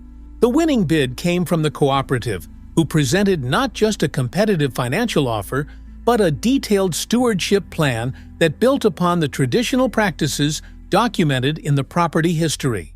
When the gavel fell, something extraordinary happened. The assembled crowd applauded not just the sale, but the promise of continuity in the land's care. "I've never seen anything like it," Blackwood had confessed to James afterward. People were celebrating a vision, not just a transaction. James had smiled, the lines around his eyes deepening. The soil bears witness to how we treat it. Perhaps now people are beginning to bear witness too. That initial success led to others, and gradually the Harrison-Blackwood approach gained traction beyond individual sales. Local banks began incorporating ecological assessment into their agricultural lending criteria. County zoning boards started requesting traditional knowledge documentation for development applications. The State Agricultural Extension Office launched a program to record and preserve generational farming practices, with James Harrison serving as its first consulting expert. Governor Harrison, recognizing the potential of his brother's collaboration with Blackwood, convened a Rural Land Policy Task Force to explore how these principles might be formalized into state guidelines. The resulting document, integrating traditional knowledge and ecological assessment in agricultural land transfers, became the foundation for what would eventually be known as the Harrison-Blackwood Protocol. Not everyone embraced these changes, of course. A coalition of development companies and industrial agricultural corporations lobbied against the new regulations, arguing that they imposed unnecessary burdens on land transactions and restricted property rights. Several lawsuits were filed challenging the legal standing of traditional knowledge in property valuation. The watershed moment came during legislative hearings on the proposed guidelines, when James Harrison testified before the State Agricultural Committee. At 81, he moved slowly to the witness table, his worn notebook in hand, facing a panel that included several skeptical legislators with ties to development interests. "Mr. Harrison," began Senator Roberts, a known advocate for unrestricted land development, "you've been presented as some kind of expert on traditional agricultural knowledge. Can you explain what qualifies you to advise on matters that affect billions of dollars in property values and development potential?" James had opened his notebook calmly, the same one he had brought to the auction 5 years earlier. "Senator, in this book are 57 years of daily observations about the land in Oak Ridge Valley. Not theories or opinions, but documented facts about how water moves through our soil, how wildlife patterns affect crop success, how weather changes impact erosion. This is not my knowledge alone. It incorporates what my father taught me and what his father taught him." He turned a weathered page. "For instance, on March 18, 1983, I recorded how the Marshall Creek watershed responded to the heaviest rainfall in 30 years. That information helped prevent flooding on 5 downstream farms. No satellite imagery or computer model had that data, only the continuous observation of people who lived with the land." As James continued, even the most skeptical committee members leaned forward, drawn in by the practical wisdom embedded in his testimony. By the end of the hearing, the fundamental premise of the Harrison-Blackwood approach had been effectively validated. Traditional knowledge, systematically documented and integrated with modern science, was not a sentimental attachment to the past, but a vital resource for sustainable land management. The final policy framework, adopted with bipartisan support, established new standards for agricultural land transactions that balanced economic interests with ecological responsibility and community heritage. The Harrison-Blackwood Protocol, as it was officially named, would go on to influence rural land policy far beyond New Hampshire's borders. The Oak Ridge Valley Agricultural Heritage Center represents more than just the preservation of this historic property, Governor Harrison continued in his dedication speech. It embodies a new approach to land stewardship that recognizes the value of generational knowledge and the importance of maintaining ecological integrity alongside economic development. The center had become a hub for the community in ways no one had initially imagined. Local schools brought students for hands-on agricultural education. Farmers from across the state came to learn about sustainable practices. Researchers used the demonstration fields to test climate-adaptive crop varieties. Even the corporate agricultural firms that had once viewed environmental considerations as mere obstacles now sent representatives to learn techniques that could reduce costs while improving land quality. Behind the scenes, the center represented an extraordinary evolution in Vincent Blackwood's professional life. The man who had once specialized in converting farmland to development property now directed the center's Land Transfer Innovation Program, training a new generation of real estate professionals in the principles of ecologically informed property transactions. His transformation had not been without personal cost. Some of his former colleagues still regarded him as a traitor to their profession, and he had weathered a painful divorce when his wife, uncomfortable with his reduced income and changing social circle, had left for Connecticut with their youngest son. But Blackwood had found unexpected fulfillment in his new role, and a community that valued his expertise in new ways.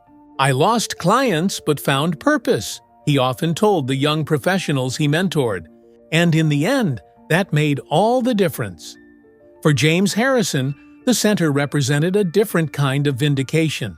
The knowledge he had accumulated over decades, once dismissed as irrelevant by those focused solely on development potential, now informed every aspect of how the property was managed.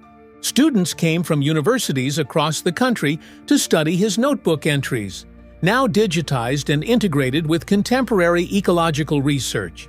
More importantly, the center had become a gathering place for both traditional farmers and innovative agricultural entrepreneurs, bridging divides that had once seemed insurmountable. Fourth-generation farmers shared planting techniques with tech developers working on soil monitoring systems. Indigenous land management practices were studied alongside cutting-edge carbon sequestration methods. After the ribbon-cutting ceremony, as attendees explored the newly opened center, James Harrison found a quiet moment with his brother near the small pond that had featured in their old family photographs. "Margaret would have loved this," he said softly, gazing across the carefully maintained wetlands that now served as both wildlife habitat and natural water filtration for the surrounding farms. His late wife had been gone for 15 years, but her passion for the land remained alive in the projects James now pursued. Governor Harrison smiled, linking his arm through his brother's. "She always said you were stubborn enough for both of you." Turns out she was right. "Wasn't stubbornness," James corrected gently. "Just knew the land deserved better than to be carved up without consideration for how it all works together." "Well, that stubbornness has changed how we approach rural development across the state," his brother replied. "The Harrison-Blackwood Protocol is being adopted in 3 neighboring states." The Harrison-Blackwood Protocol, as it had come to be known in policy circles, established standards for agricultural land sales that included comprehensive environmental assessment, documentation of traditional knowledge, and transparent disclosure of all ecological implications. What had begun as a confrontation in an auction house had evolved into a framework for balancing development with preservation. Across the gathering, Vincent Blackwood was engaged in conversation with several young farmers eager to discuss the upcoming sale of adjoining properties. At 60, Blackwood had transformed not just his business practices, but his entire approach to his role in the community. Where once he had viewed local farmers as obstacles to profitable transactions, he now saw them as essential partners in sustainable land management. The key, he was explaining to the group, is understanding that the value of agricultural land isn't just in its development potential. It's in the accumulated knowledge of how that specific piece of earth functions within the larger ecosystem. One of the young farmers gestured toward James Harrison. "Mr. Harrison has been helping us map the seasonal water patterns on our family's property. Some of those observations go back to my grandfather's time." Blackwood nodded appreciatively. That kind of generational knowledge is invaluable. When we include it in property listings, buyers recognize they're getting more than just acres. They're getting wisdom that can prevent costly mistakes. This approach had not just reformed land sales, it had begun healing the deep divisions between longtime agricultural families and more recent investors by creating a framework that valued local knowledge and environmental stewardship. The Harrison-Blackwood Protocol had established common ground between groups that had once viewed each other with suspicion and resentment. The success of the approach had drawn attention far beyond New Hampshire. Agricultural policy experts from universities nationwide came to study the Oak Ridge Valley model. A documentary film team spent 6 months following James and Blackwood as they worked with farmers and developers to implement their collaborative approach to land management.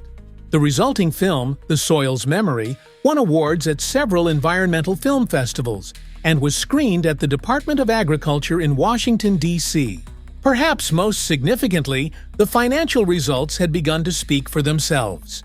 Properties sold under the Harrison-Blackwood Protocol showed reduced environmental remediation costs, fewer legal disputes over water rights and access issues, and more stable long-term valuations.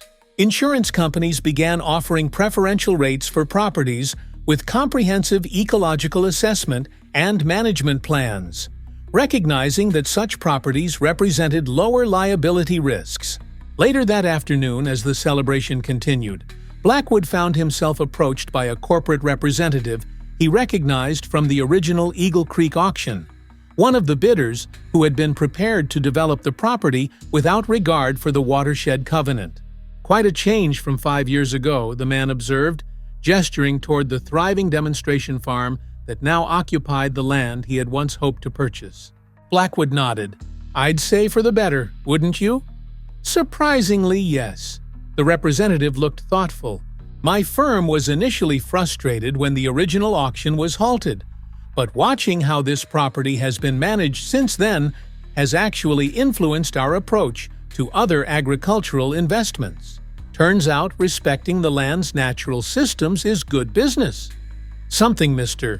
Harrison tried to tell us that day," Blackwood acknowledged. "We just weren't ready to listen." The conversation was interrupted by the arrival of a university research team requesting permission to tour the center's innovative water management systems. Blackwood excused himself, but the encounter left him reflecting on how completely perspectives had shifted in 5 years. Not just his own, but those of the very corporate interests that had once epitomized the extractive approach to land development. As the day drew to a close, Governor Harrison gathered the key stakeholders for a photograph in front of the renovated barn.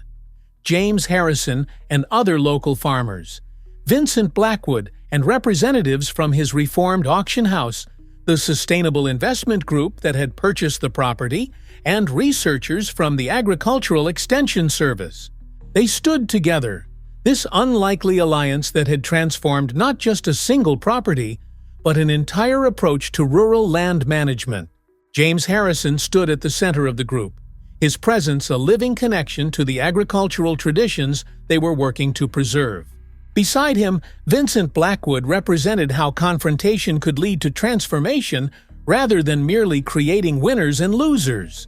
5 years ago, we stood as adversaries in an auction house, James remarked quietly to Blackwood as they posed for the photograph. "Now look at us," Blackwood smiled, acknowledging the profound journey they had taken together. "Best mistake I ever made, throwing you out of that auction." The photograph captured a moment of genuine collaboration among groups that had once been at odds, a visual representation of what was possible when financial interests and environmental stewardship were seen as complementary rather than competing values. As the crowd dispersed and the sun began to set over Oak Ridge Valley, James Harrison walked slowly through fields he had known since childhood. Though he no longer owned this land, his connection to it ran deeper than any property deed could reflect.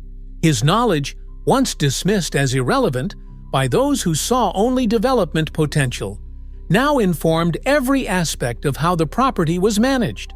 Governor Harrison found his brother standing near the old oak tree that had been a landmark for generations of farmers. "Ready to head home, Jim? It's been a long day." James nodded, but his gaze remained on the gently rolling fields, now illuminated by the golden light of sunset.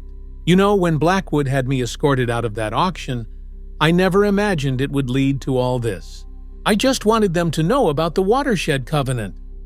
Sometimes the smallest actions have the largest consequences, his brother observed. Your stand that day changed how we think about land in this state.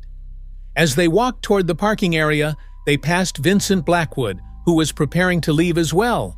The two men, once adversaries, now unlikely allies, exchanged a look of mutual respect that needed no words to convey its meaning. "Mr. Harrison," Blackwood said, extending his hand. "Another successful day for Oak Ridge Valley." James shook the offered hand firmly. "Indeed, though I think we're just getting started." The simple exchange represented something profound, not just a personal reconciliation, but a template for how rural communities might navigate the complex challenges of preserving agricultural heritage while embracing necessary change.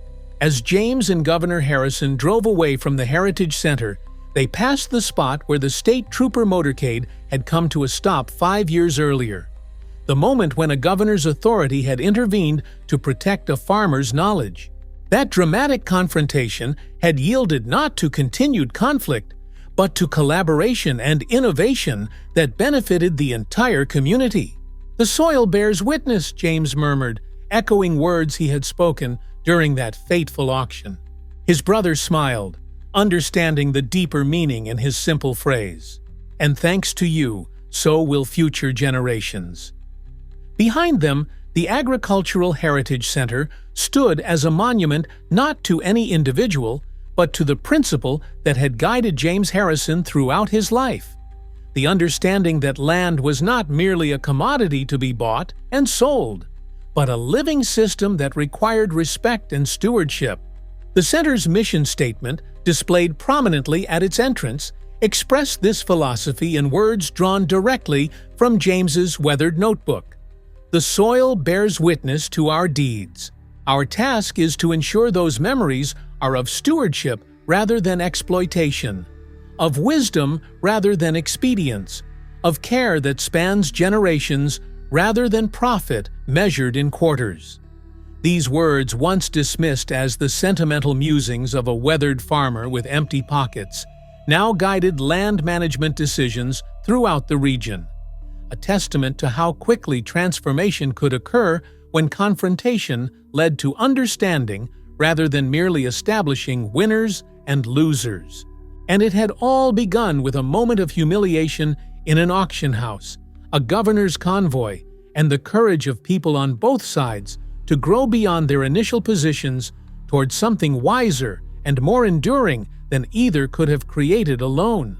But for Vincent Blackwood, the journey of transformation was just beginning. As he drove home that evening, he reflected on the 5 years that had passed since that confrontation. Years that had changed him in ways he never could have anticipated. The man who had once viewed land purely as a commodity now saw himself as its steward and advocate. What new challenges and opportunities might the next 5 years bring? How far could the Harrison-Blackwood Protocol spread beyond Oak Ridge Valley? And could two unlikely allies continue to bridge the divide between economic development and environmental preservation in an increasingly polarized world? The answers to these questions remain to be written, not just in policy documents and land management plans, but in the soil itself, the ultimate witness to humanity's evolving relationship with the earth that sustained it. 15 years after that momentous day at the Pinecrest County Auction House, the National Rural Heritage Conference hummed with energy as representatives from agricultural communities across America gathered to exchange ideas about sustainable land management and preservation of farming traditions. The grand ballroom of the Washington, D.C. Conference Center was filled to capacity for the keynote address, a presentation on the transformative impact of what was now widely known as the Harrison-Blackwood model. At the podium stood Dr. Elena Chen, director of the Rural Sustainability Institute and one of the country's leading experts on agricultural policy. Behind her, a large screen displayed the now iconic photograph taken 10 years earlier at the opening of the Oak Ridge Valley Agricultural Heritage Center. James Harrison and Vincent Blackwood standing side by side, their unlikely alliance having sparked a movement that had spread far beyond their small New Hampshire community. 15 years ago, Dr. Chen began, an elderly farmer was escorted out of an auction house for attempting to share information about a watershed covenant on land being sold for development. That seemingly small moment of conflict has resulted in what many now recognize as the most significant reform in agricultural land management policy of the past half-century. In the front row sat Daniel Harrison, now 72 and recently retired after serving 2 terms as governor and later as U.S. Secretary of Agriculture. Beside him sat Vincent Blackwood, now in his 70s but still actively involved in the rural land stewardship programs he had helped establish. James Harrison was no longer with them, having passed away peacefully 3 years earlier at the age of 95, but his presence was felt throughout the conference that had dedicated its proceedings to his memory. The journey from local conflict to national movement had not been straightforward or without opposition. In the decade following the establishment of the Oak Ridge Valley Agricultural Heritage Center, the Harrison-Blackwood model had faced significant challenges from both corporate agricultural interests and traditional property rights advocates. Several lawsuits had attempted to block the implementation of protocols requiring ecological assessment and traditional knowledge documentation in land transactions, arguing that such requirements constituted regulatory overreach and diminished property values.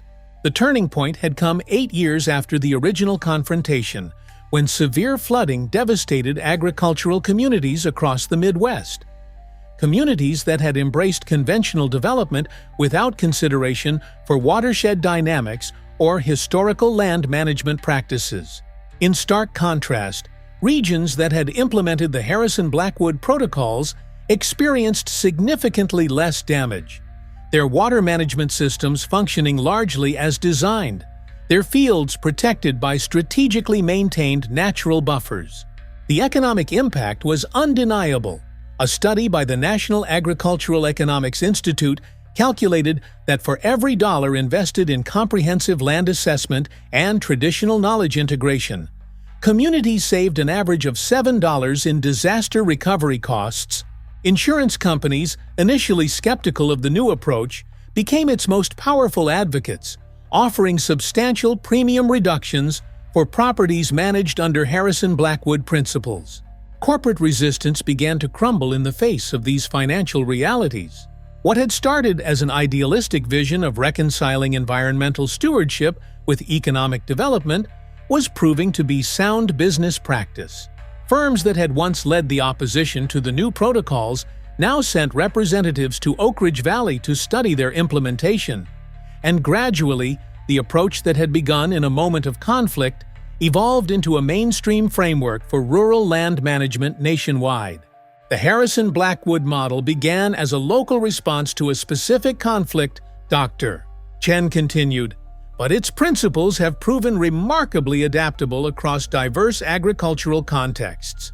Today, 28 states have adopted some version of the integrated assessment protocols that began in Oak Ridge Valley, and federal agencies now incorporate traditional knowledge documentation in all agricultural land transactions involving government funding. The transformation that had begun with one confrontation at a rural auction house had gradually expanded into a comprehensive approach to land management that bridged divides between environmental concerns, economic interests, and cultural preservation. What Vincent Blackwood had initially viewed as an unwelcome complication to his business model had evolved into a framework that created value for all stakeholders in the agricultural ecosystem. For Vincent Blackwood, the 15 years since that fateful auction had brought profound personal and professional transformation. After the initial success of the reformed Blackwood auctions, he had gradually shifted his focus from individual property sales to policy development and implementation. At 65, he had sold his auction business to a cooperative of younger professionals, committed to the Harrison-Blackwood principles and founded the Land Stewardship Institute, a think tank dedicated to advancing innovative approaches to rural property transactions. The transition had not been without personal cost. His marriage had ended during the turbulent early years of his partnership with James Harrison. His wife, unable to adjust to their reduced circumstances and changing social circle. His eldest son, who had been groomed to take over the family business, had moved to Chicago to pursue a career in commercial real estate, disillusioned with his father's new direction. For several years, Blackwood had lived alone in a modest apartment above his office, pouring his energy into developing the protocols that would eventually bear his name. The healing had come gradually, through unexpected channels. His youngest daughter, Rebecca, who had been away at college during the initial confrontation, returned to Oak Ridge Valley after completing a degree in environmental science. Initially skeptical of her father's transformation, she had eventually become his strongest ally, bringing contemporary ecological expertise to complement the traditional knowledge that James Harrison had contributed to their work. More surprising was the reconciliation with his middle son, Michael, who had returned to New Hampshire after a decade working in corporate agriculture in California.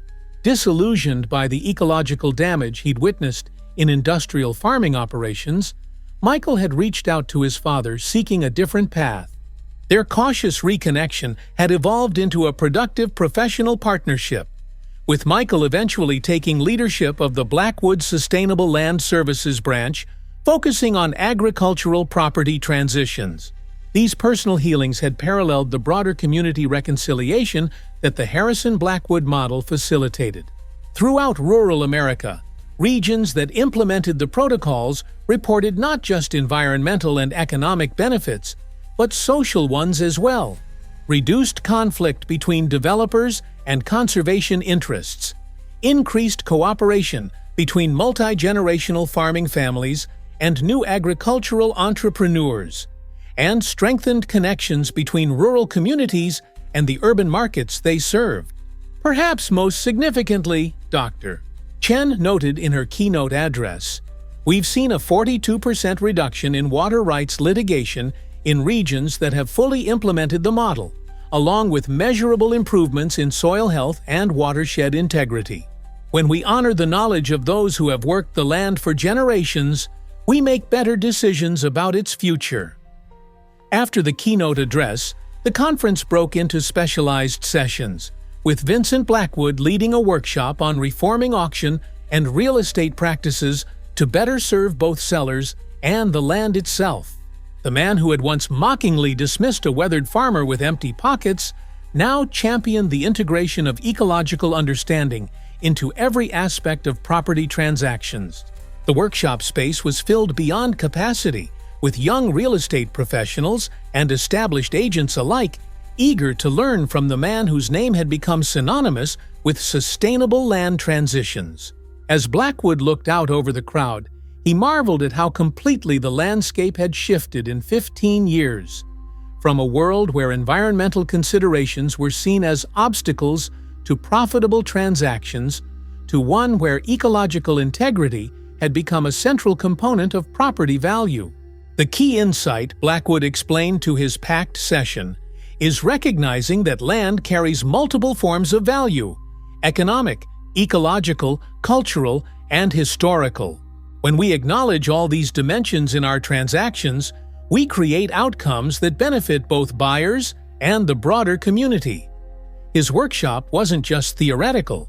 Throughout the presentation, Blackwood shared case studies of actual property sales conducted under Harrison-Blackwood protocols. Farms that had been saved from subdivision, watersheds that had been preserved while still allowing productive use, historic properties that had found new purpose while maintaining their ecological functions. Each example demonstrated how comprehensive assessment and transparency had created not just better environmental outcomes, but more stable property values and reduced long-term liability for buyers. 15 years ago, he admitted to the attentive audience, I viewed James Harrison as an obstacle to a profitable auction. I had him removed from the room because his information about watershed covenants threatened to reduce the sale price of Eagle Creek Estate. What I didn't understand then was that ignoring those ecological realities wouldn't make them disappear. It would simply transfer the costs to future owners, to the surrounding community, and ultimately to the land itself. A young real estate agent raised her hand. But doesn't all this ecological assessment and traditional knowledge documentation add significant costs to property transactions? How do you justify that to clients who just want the highest price or the quickest sale? It was a question Blackwood had once asked himself, and his answer reflected 15 years of evolved thinking. What we've found is that transparency about ecological functions doesn't reduce property value. It reallocates it. A parcel that can't support certain types of development due to watershed considerations might command a premium price for sustainable agriculture precisely because of those water characteristics. The key is matching properties with buyers who value their specific attributes, rather than treating all land as generic commodity. His approach had not just reformed his own business, but had spawned an entirely new professional certification. Land Stewardship Advisors, specialists who bridge the gap between traditional real estate services and environmental consulting. Young professionals from both rural and urban backgrounds were now pursuing careers that combined financial expertise with ecological understanding.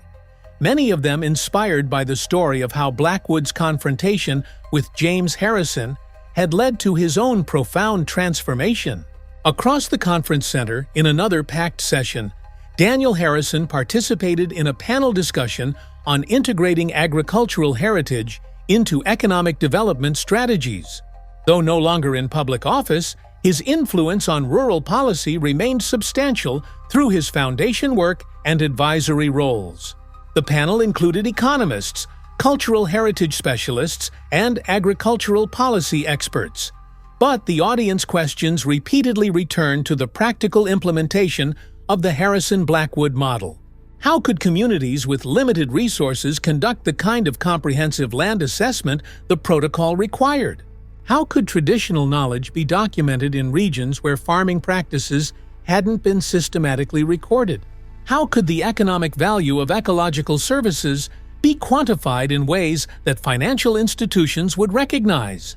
The real lesson from Oak Ridge Valley, Daniel told the audience in response to these practical concerns, wasn't just about protecting one piece of land or one water covenant. It was about recognizing that the knowledge held by long-term stewards of the land represents intellectual capital that deserves both respect and compensation. This principle had manifested in the creation of a radical new approach to property valuation, one that factored in knowledge equity alongside traditional measures of land value. Farmers who had documented generations of observations about their land could now monetize this intellectual property when transitioning their operations, creating financial recognition for wisdom that had previously been dismissed as merely anecdotal. My brother didn't just know facts about Eagle Creek Estate, Daniel explained. He understood how the entire valley functioned as an interconnected system, which fields drained into which streams, how the watershed responded to different rainfall patterns, which soil types supported which crops. That knowledge had been accumulated over decades of careful observation, passed down through generations, and refined through practical experience. In any other context, we would recognize that as valuable intellectual property. The Harrison-Blackwood model simply extends that recognition to agricultural knowledge. The panel discussion continued, exploring how different regions had adapted the core principles of the Harrison-Blackwood model to their specific agricultural contexts, from the rice farms of Louisiana to the citrus groves of Florida, from the wheat fields of Kansas to the vineyards of California. Each implementation looked different in its details, but shared the fundamental commitment to integrating traditional knowledge with contemporary science, to balancing economic productivity with ecological integrity, and to recognizing the interconnected nature of rural landscapes. During the conference luncheon, Daniel found himself seated with a group of young farmers from diverse backgrounds, all participants in the James Harrison Fellowship Program that provided training in both traditional agricultural knowledge and modern sustainable techniques. The fellowship program had been established 5 years earlier, funded initially by a coalition of family foundations committed to rural revitalization. Its mission was elegantly simple: to connect young people interested in agricultural careers with the generational knowledge of experienced farmers, while simultaneously providing them with scientific training in contemporary sustainable practices. Fellows spent 2 years in intensive study, dividing their time between classroom learning at partner universities and hands-on apprenticeships with master farmers in their regions. My grandfather's farm was being sold for development when he heard about the Harrison Blackwood approach, explained one young woman from Georgia. The comprehensive assessment revealed unique soil characteristics that made the property far more valuable for specialized crop production than for housing. Now I'm operating a successful organic farm on land that almost became another subdivision. Similar stories echoed around the table: tales of farms saved, watersheds protected, and rural heritage preserved through the application of principles that had emerged from that fateful confrontation 15 years earlier. A young man from Michigan described how his community had used the Harrison Blackwood protocols to resolve a decades-long conflict between agricultural interests and a local indigenous tribe over water rights. By documenting both the farmers' historical usage patterns and the tribe's traditional ecological knowledge, they had developed a cooperative watershed management plan that served both communities' needs while improving overall ecological health. A woman from Arizona explained how her family's ranch had implemented the Harrison Blackwood assessment process and discovered that their land had unique potential for carbon sequestration, a finding that had opened new revenue streams through carbon offset programs while improving their grazing practices. Each story represented a unique application of the core principles that James Harrison and Vincent Blackwood had developed. That land held multiple forms of value beyond its market price. That generational knowledge deserved respect and compensation. And that transparency about ecological functions created better outcomes for both buyers and communities. As lunch concluded, Daniel found himself reflecting on how his brother would have responded to this gathering. James had never sought recognition or acclaim for his knowledge. He had simply wanted the land to be respected and understood. Yet the movement that bore his name was transforming rural communities across the nation, creating economic opportunity while preserving ecological integrity, bridging divides that had once seemed insurmountable. The afternoon sessions included a presentation on the digital tools that had evolved to support the Harrison Blackwood model, sophisticated mapping applications that integrated historical land use data with current ecological assessments, platforms for documenting and sharing traditional agricultural knowledge while protecting intellectual property rights, and transaction frameworks that incorporated ecological services into property valuation. What had begun as James Harrison's weathered notebook had evolved into a comprehensive digital infrastructure supporting sustainable land management nationwide. As the conference continued into its second day, attendees toured the newly established National Agricultural Knowledge Repository, a digital and physical archive that documented traditional farming practices, ecosystem observations, and land management techniques from rural communities across America.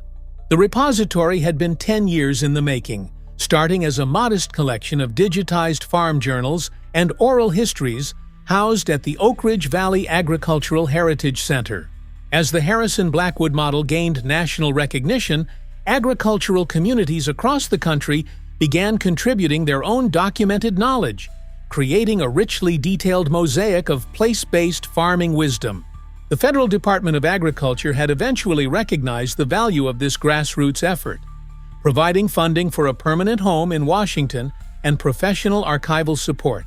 The repository's central hall featured a life-sized bronze statue of James Harrison, depicted sitting on a fence with his notebook open, eternally recording his observations of the land he loved. Vincent Blackwood paused before the statue, reflecting on the journey that had brought him to this moment. The man he had once dismissed as irrelevant had left a legacy that would influence agricultural practices for generations to come. "He would have been embarrassed by all this attention," Daniel Harrison commented, joining Blackwood beside his brother's likeness. Blackwood nodded in agreement. He never wanted recognition. He just wanted the land to be respected. "And now it is," Daniel replied, in ways none of us could have imagined that day at the auction house. They stood in companionable silence, these once adversaries whose conflict had yielded not to bitterness, but to a productive partnership that had transformed not just their own lives, but the lives of countless others across rural America. The repository's digital archives contained thousands of detailed land observations spanning more than a century.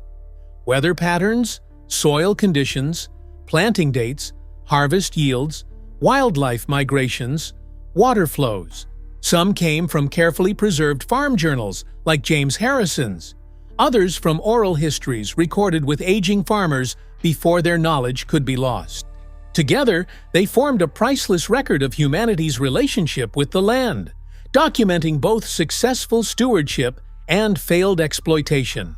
"You know what amazes me most about all this?" Blackwood said, gesturing toward the bustling repository floor where researchers and farmers consulted historical records alongside contemporary ecological data.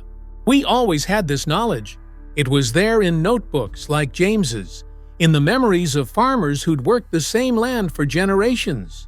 But we treated it as worthless, sentimental, unscientific, irrelevant to the real business of land transactions." Daniel nodded thoughtfully. The Harrison-Blackwood model didn't create new information.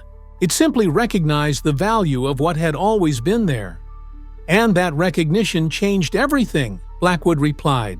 "Once we started listening to the land and to those who knew it best, we discovered solutions to problems we didn't even know we had." This fundamental shift in perspective had rippled through multiple sectors of the economy. Insurance companies now required Harrison-Blackwood assessments before issuing policies on agricultural properties, recognizing that such evaluations dramatically reduced risk exposure. Banks offered preferential rates for land purchases that incorporated traditional knowledge documentation and ecological covenant commitments.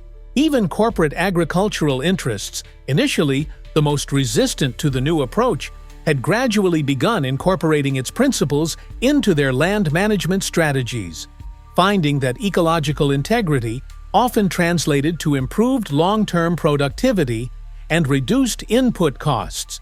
Later that evening at the conference's formal dinner, Vincent Blackwood received the inaugural James Harrison Stewardship Award for his role in developing and promoting sustainable land transaction practices.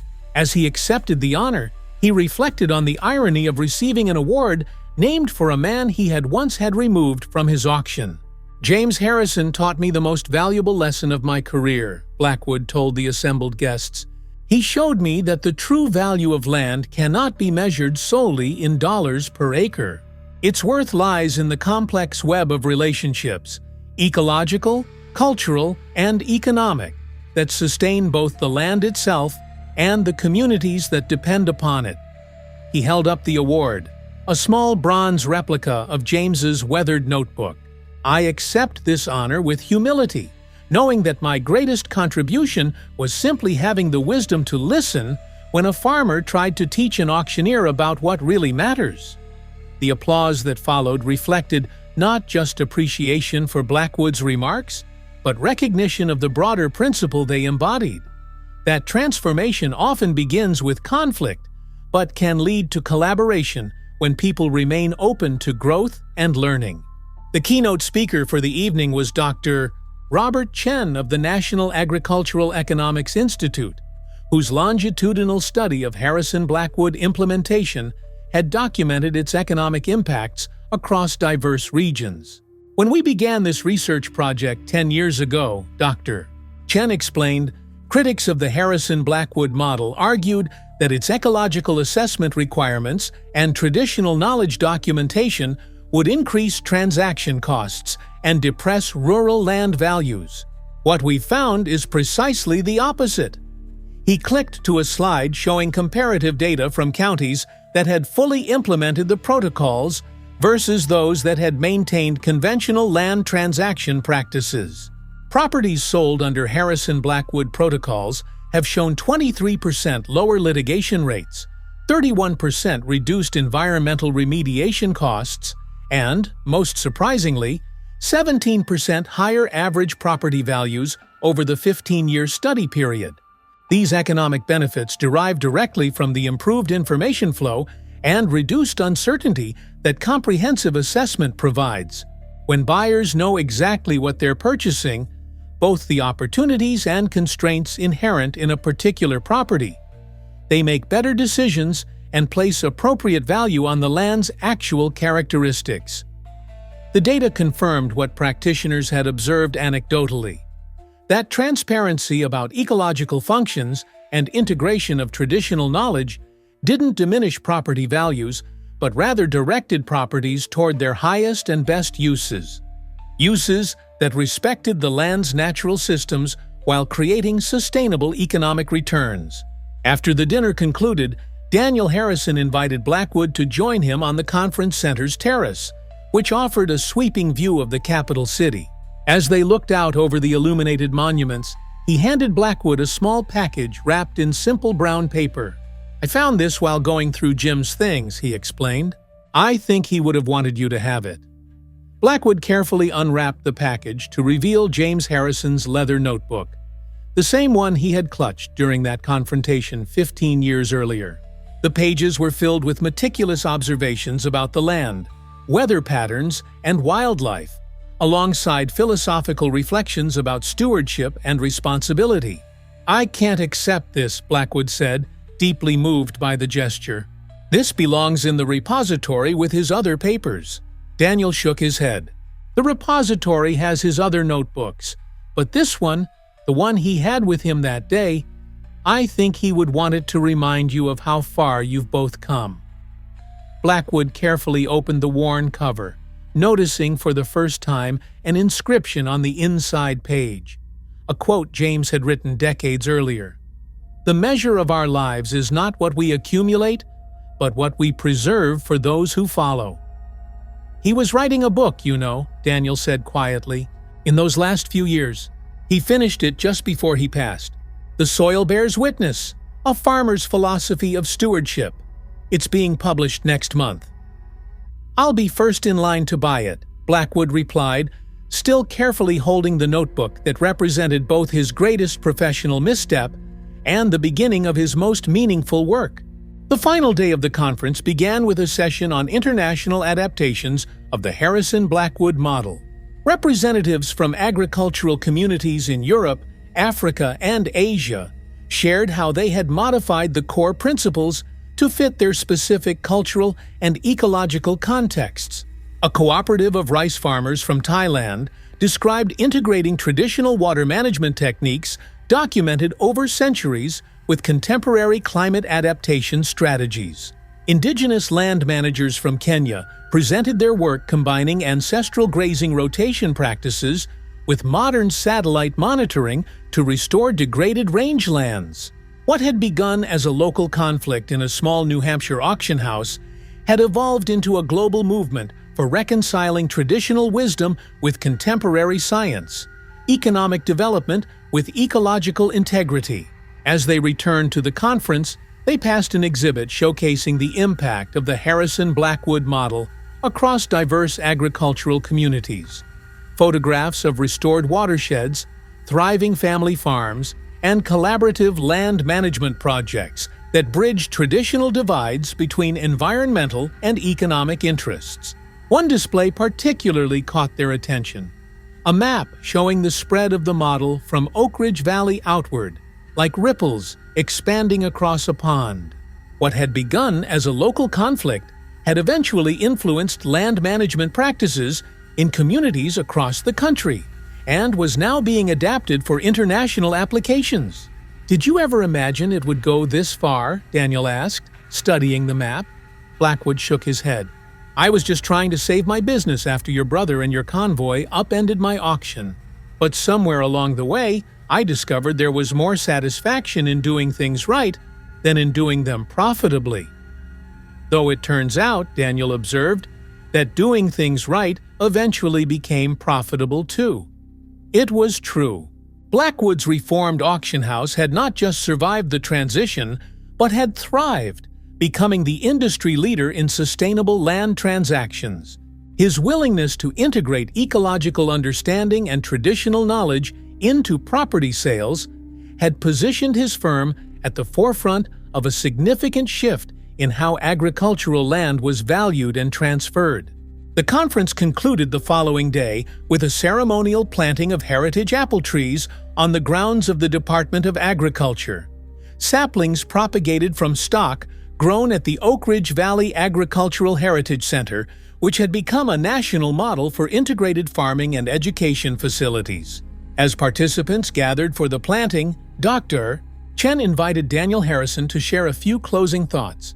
15 years ago, Daniel began, his voice carrying across the attentive crowd, my brother stood in an auction house trying to protect a covenant that preserved a watershed.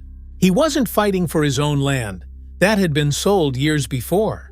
He was standing up for principles that transcended property ownership. He gestured toward the young trees waiting to be planted. These saplings carry genetic material that my brother preserved on our family farm decades ago, varieties that might otherwise have been lost.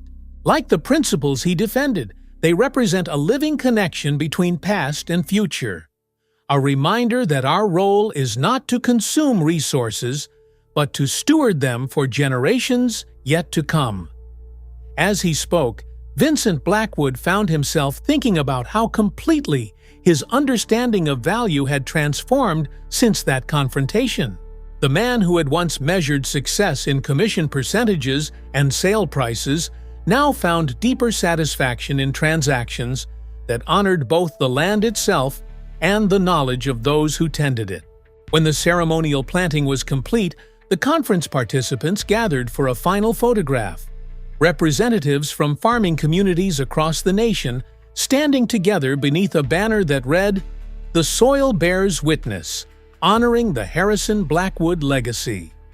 The phrase had become shorthand for an approach that valued agricultural heritage not as nostalgia, but as vital knowledge essential for sustainable future development. And it had all begun with an elderly farmer being escorted from an auction house and a governor's convoy arriving just in time to transform humiliation into opportunity.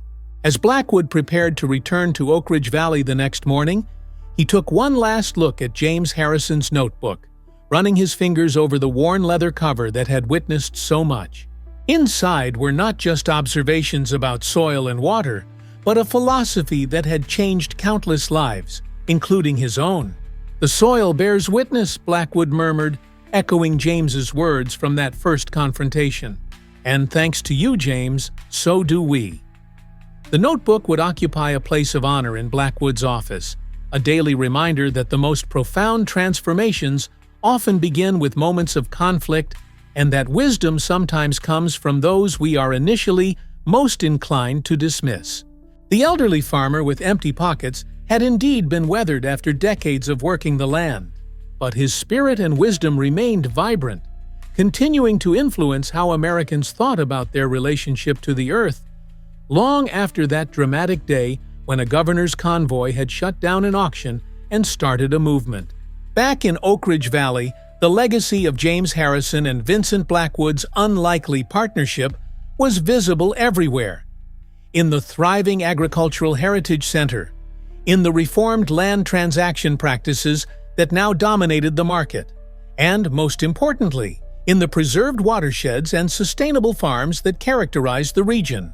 Young farmers were returning to the valley, drawn by the innovative approaches to land stewardship and the supportive community that had developed around the Harrison Blackwood model. Corporate agricultural interests, once viewed with suspicion, now collaborated with local farmers on regenerative practices that benefited both the land and the bottom line. The confrontation that might have ended with bitterness and division had instead sparked a revolution in how Americans valued and transferred rural land. And at the center of it all was a simple insight, first articulated by a weathered farmer with empty pockets, but a wealth of wisdom. The soil bears witness to our deeds, recording in its complex systems the choices we make about stewardship and exploitation, about short-term gain versus long-term sustainability. The land remembered, even when people tried to forget. And now, thanks to James Harrison and Vincent Blackwood's unexpected alliance, so would future generations of Americans who inherited both the land and the responsibility to care for it wisely. As Vincent Blackwood drove through the valley toward home, the late afternoon sun illuminating the patchwork of farms and forests that had nearly been lost to unthinking development, he felt a profound sense of gratitude for the man who had confronted him that day in the auction house. The humiliation he had felt when the governor's convoy arrived had given way to something far more valuable: the opportunity to participate in healing humanity's relationship with the land that sustained it. The soil bore witness to their deeds, recording both past mistakes and present efforts at restoration. And in the ledger of the land, Vincent Blackwood was no longer an exploiter, but a steward, helping to write a new chapter in America's agricultural story. A chapter of reconciliation, regeneration, and respect for the wisdom embedded in the earth itself.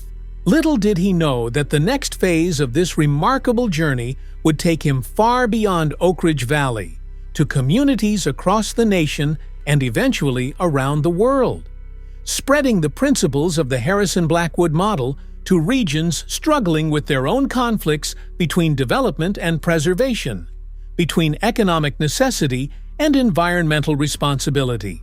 The seeds planted in that moment of confrontation 15 years earlier would continue to grow and spread, transforming landscapes both physical and cultural, and establishing a legacy that would outlive both its namesakes. And it all began because a weathered farmer refused to be silenced, and an auctioneer eventually found the courage to listen.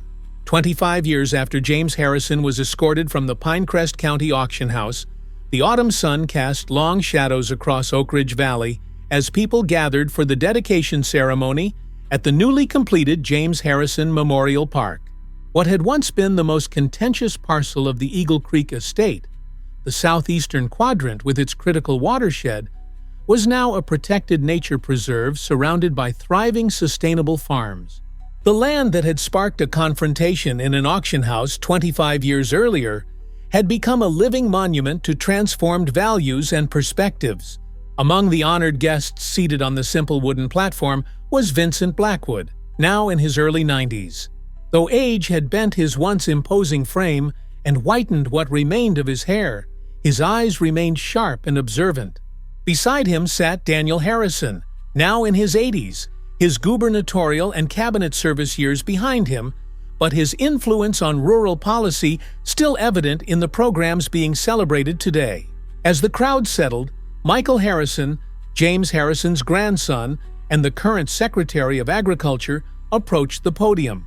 At 45, he carried echoes of his grandfather in his thoughtful demeanor and deep connection to the land.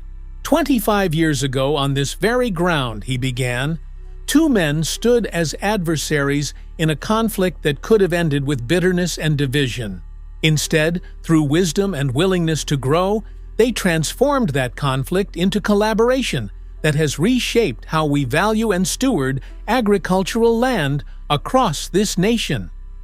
The gathered crowd included farmers and corporate executives, environmental advocates and development specialists, groups that had once seemed irreconcilably opposed but now routinely worked together under the frameworks established through what had come to be known as the Harrison-Blackwood Accords. My grandfather was not a wealthy man when Vincent Blackwood had him escorted from that auction, Michael continued. He had already lost his own farm to economic hardship, but he understood something that transcended property ownership, that the soil itself carries wisdom that deserves to be heard and respected. In the front row, Rebecca Blackwood, Vincent's granddaughter and now CEO of Blackwood Sustainable Land Services, nodded in agreement. The company that had once specialized in selling farms to the highest bidder, regardless of intended use, now led the nation in facilitating land transfers that balanced economic value with environmental stewardship and community needs. What began that day wasn't just about a water covenant or a single auction, Michael explained. It was about a fundamental reconsideration of what gives land value, not just its development potential or per-acre price, but its ecological function, its cultural heritage, and its role in sustaining communities across generations. Behind the speaker's platform stood the centerpiece of the memorial park, a life-sized bronze sculpture depicting James Harrison and Vincent Blackwood seated on opposite ends of a fence, leaning toward each other in conversation. Their initial confrontation had evolved into years of collaboration that neither could have imagined on that fateful day at the auction house. When it came time for Vincent Blackwood to speak, he was helped to the podium by his granddaughter. The man who had once dismissed James Harrison as a weathered farmer with empty pockets now stood before the community as one of the most powerful advocates for the agricultural wisdom that farmers like Harrison had cultivated across generations. "I've lived a long life," Blackwood began, his voice softer than in his auctioneer days, but still carrying natural authority. "But I count the years following that confrontation with James Harrison as my most meaningful. He taught me, initially against my will, that the value of land cannot be reduced to its sale price, that its worth lies in relationships and functions that no deed or title can fully capture." Blackwood looked out over the watershed that James had fought to protect, now a thriving ecosystem that sustained both wildlife and the agricultural community surrounding it. I began that day thinking only of commissions and sale prices. James helped me see that true value lies in stewardship, in understanding that we hold land in trust for future generations. As Blackwood returned to his seat, Daniel Harrison approached the podium. Though he now walked with a cane, he carried himself with the same quiet dignity that had characterized his intervention 25 years earlier. "When I arrived at that auction with my convoy," he recalled, "I was simply trying to protect a water covenant and prevent my brother from being dismissed. I had no idea we were starting a movement that would eventually transform rural land policy across this country." He gestured toward the rolling hills of Oak Ridge Valley, where the Harrison-Blackwood principles had been implemented most comprehensively. "What you see around you isn't just preserved land. It's land that continues to produce, economically, ecologically, and culturally. We didn't choose between development and preservation. We found a third path that honors both progress and stewardship." The ceremony continued with the unveiling of a simple stone marker bearing words from James Harrison's book, The Soil Bears Witness, which had become a foundational text in agricultural education. The soil holds memory longer than any human institution. It responds not to our words or intentions, but to how we treat it. In this response lies our greatest lesson, that stewardship brings abundance, while exploitation ultimately yields scarcity. After the formal proceedings, the gathering transitioned to a community celebration held in the restored barn of the original Eagle Creek homestead. Tables laden with food produced by local farms stretched through the historic structure, tangible evidence of the agricultural vitality that had flourished under the Harrison-Blackwood approach. As dusk fell over Oak Ridge Valley, the memorial park's subtle lighting illuminated the bronze figures of James Harrison and Vincent Blackwood, their enduring conversation captured in metal that would outlast all those gathered to celebrate their legacy.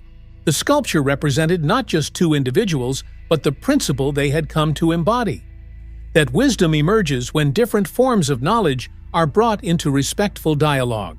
The ceremony's final event took place at dusk, when the community gathered at the observation point overlooking the watershed that had been at the center of the original dispute. Solar-powered lanterns were distributed to everyone present, creating a constellation of lights that stretched across the hillside in the gathering darkness. Michael Harrison addressed the assembled community one last time. My grandfather often said that the soil bears witness to how we treat it. Tonight, we acknowledge that we too must remember the wisdom of those who came before us, the lessons learned through conflict and collaboration, and our responsibility to those who will come after. At his signal, everyone raised their lanterns simultaneously, creating a moving tapestry of light across the landscape, a visual representation of the interconnected community that had emerged from principles established 25 years earlier. Vincent Blackwood, watching from his place of honor, felt the weight of the journey he had traveled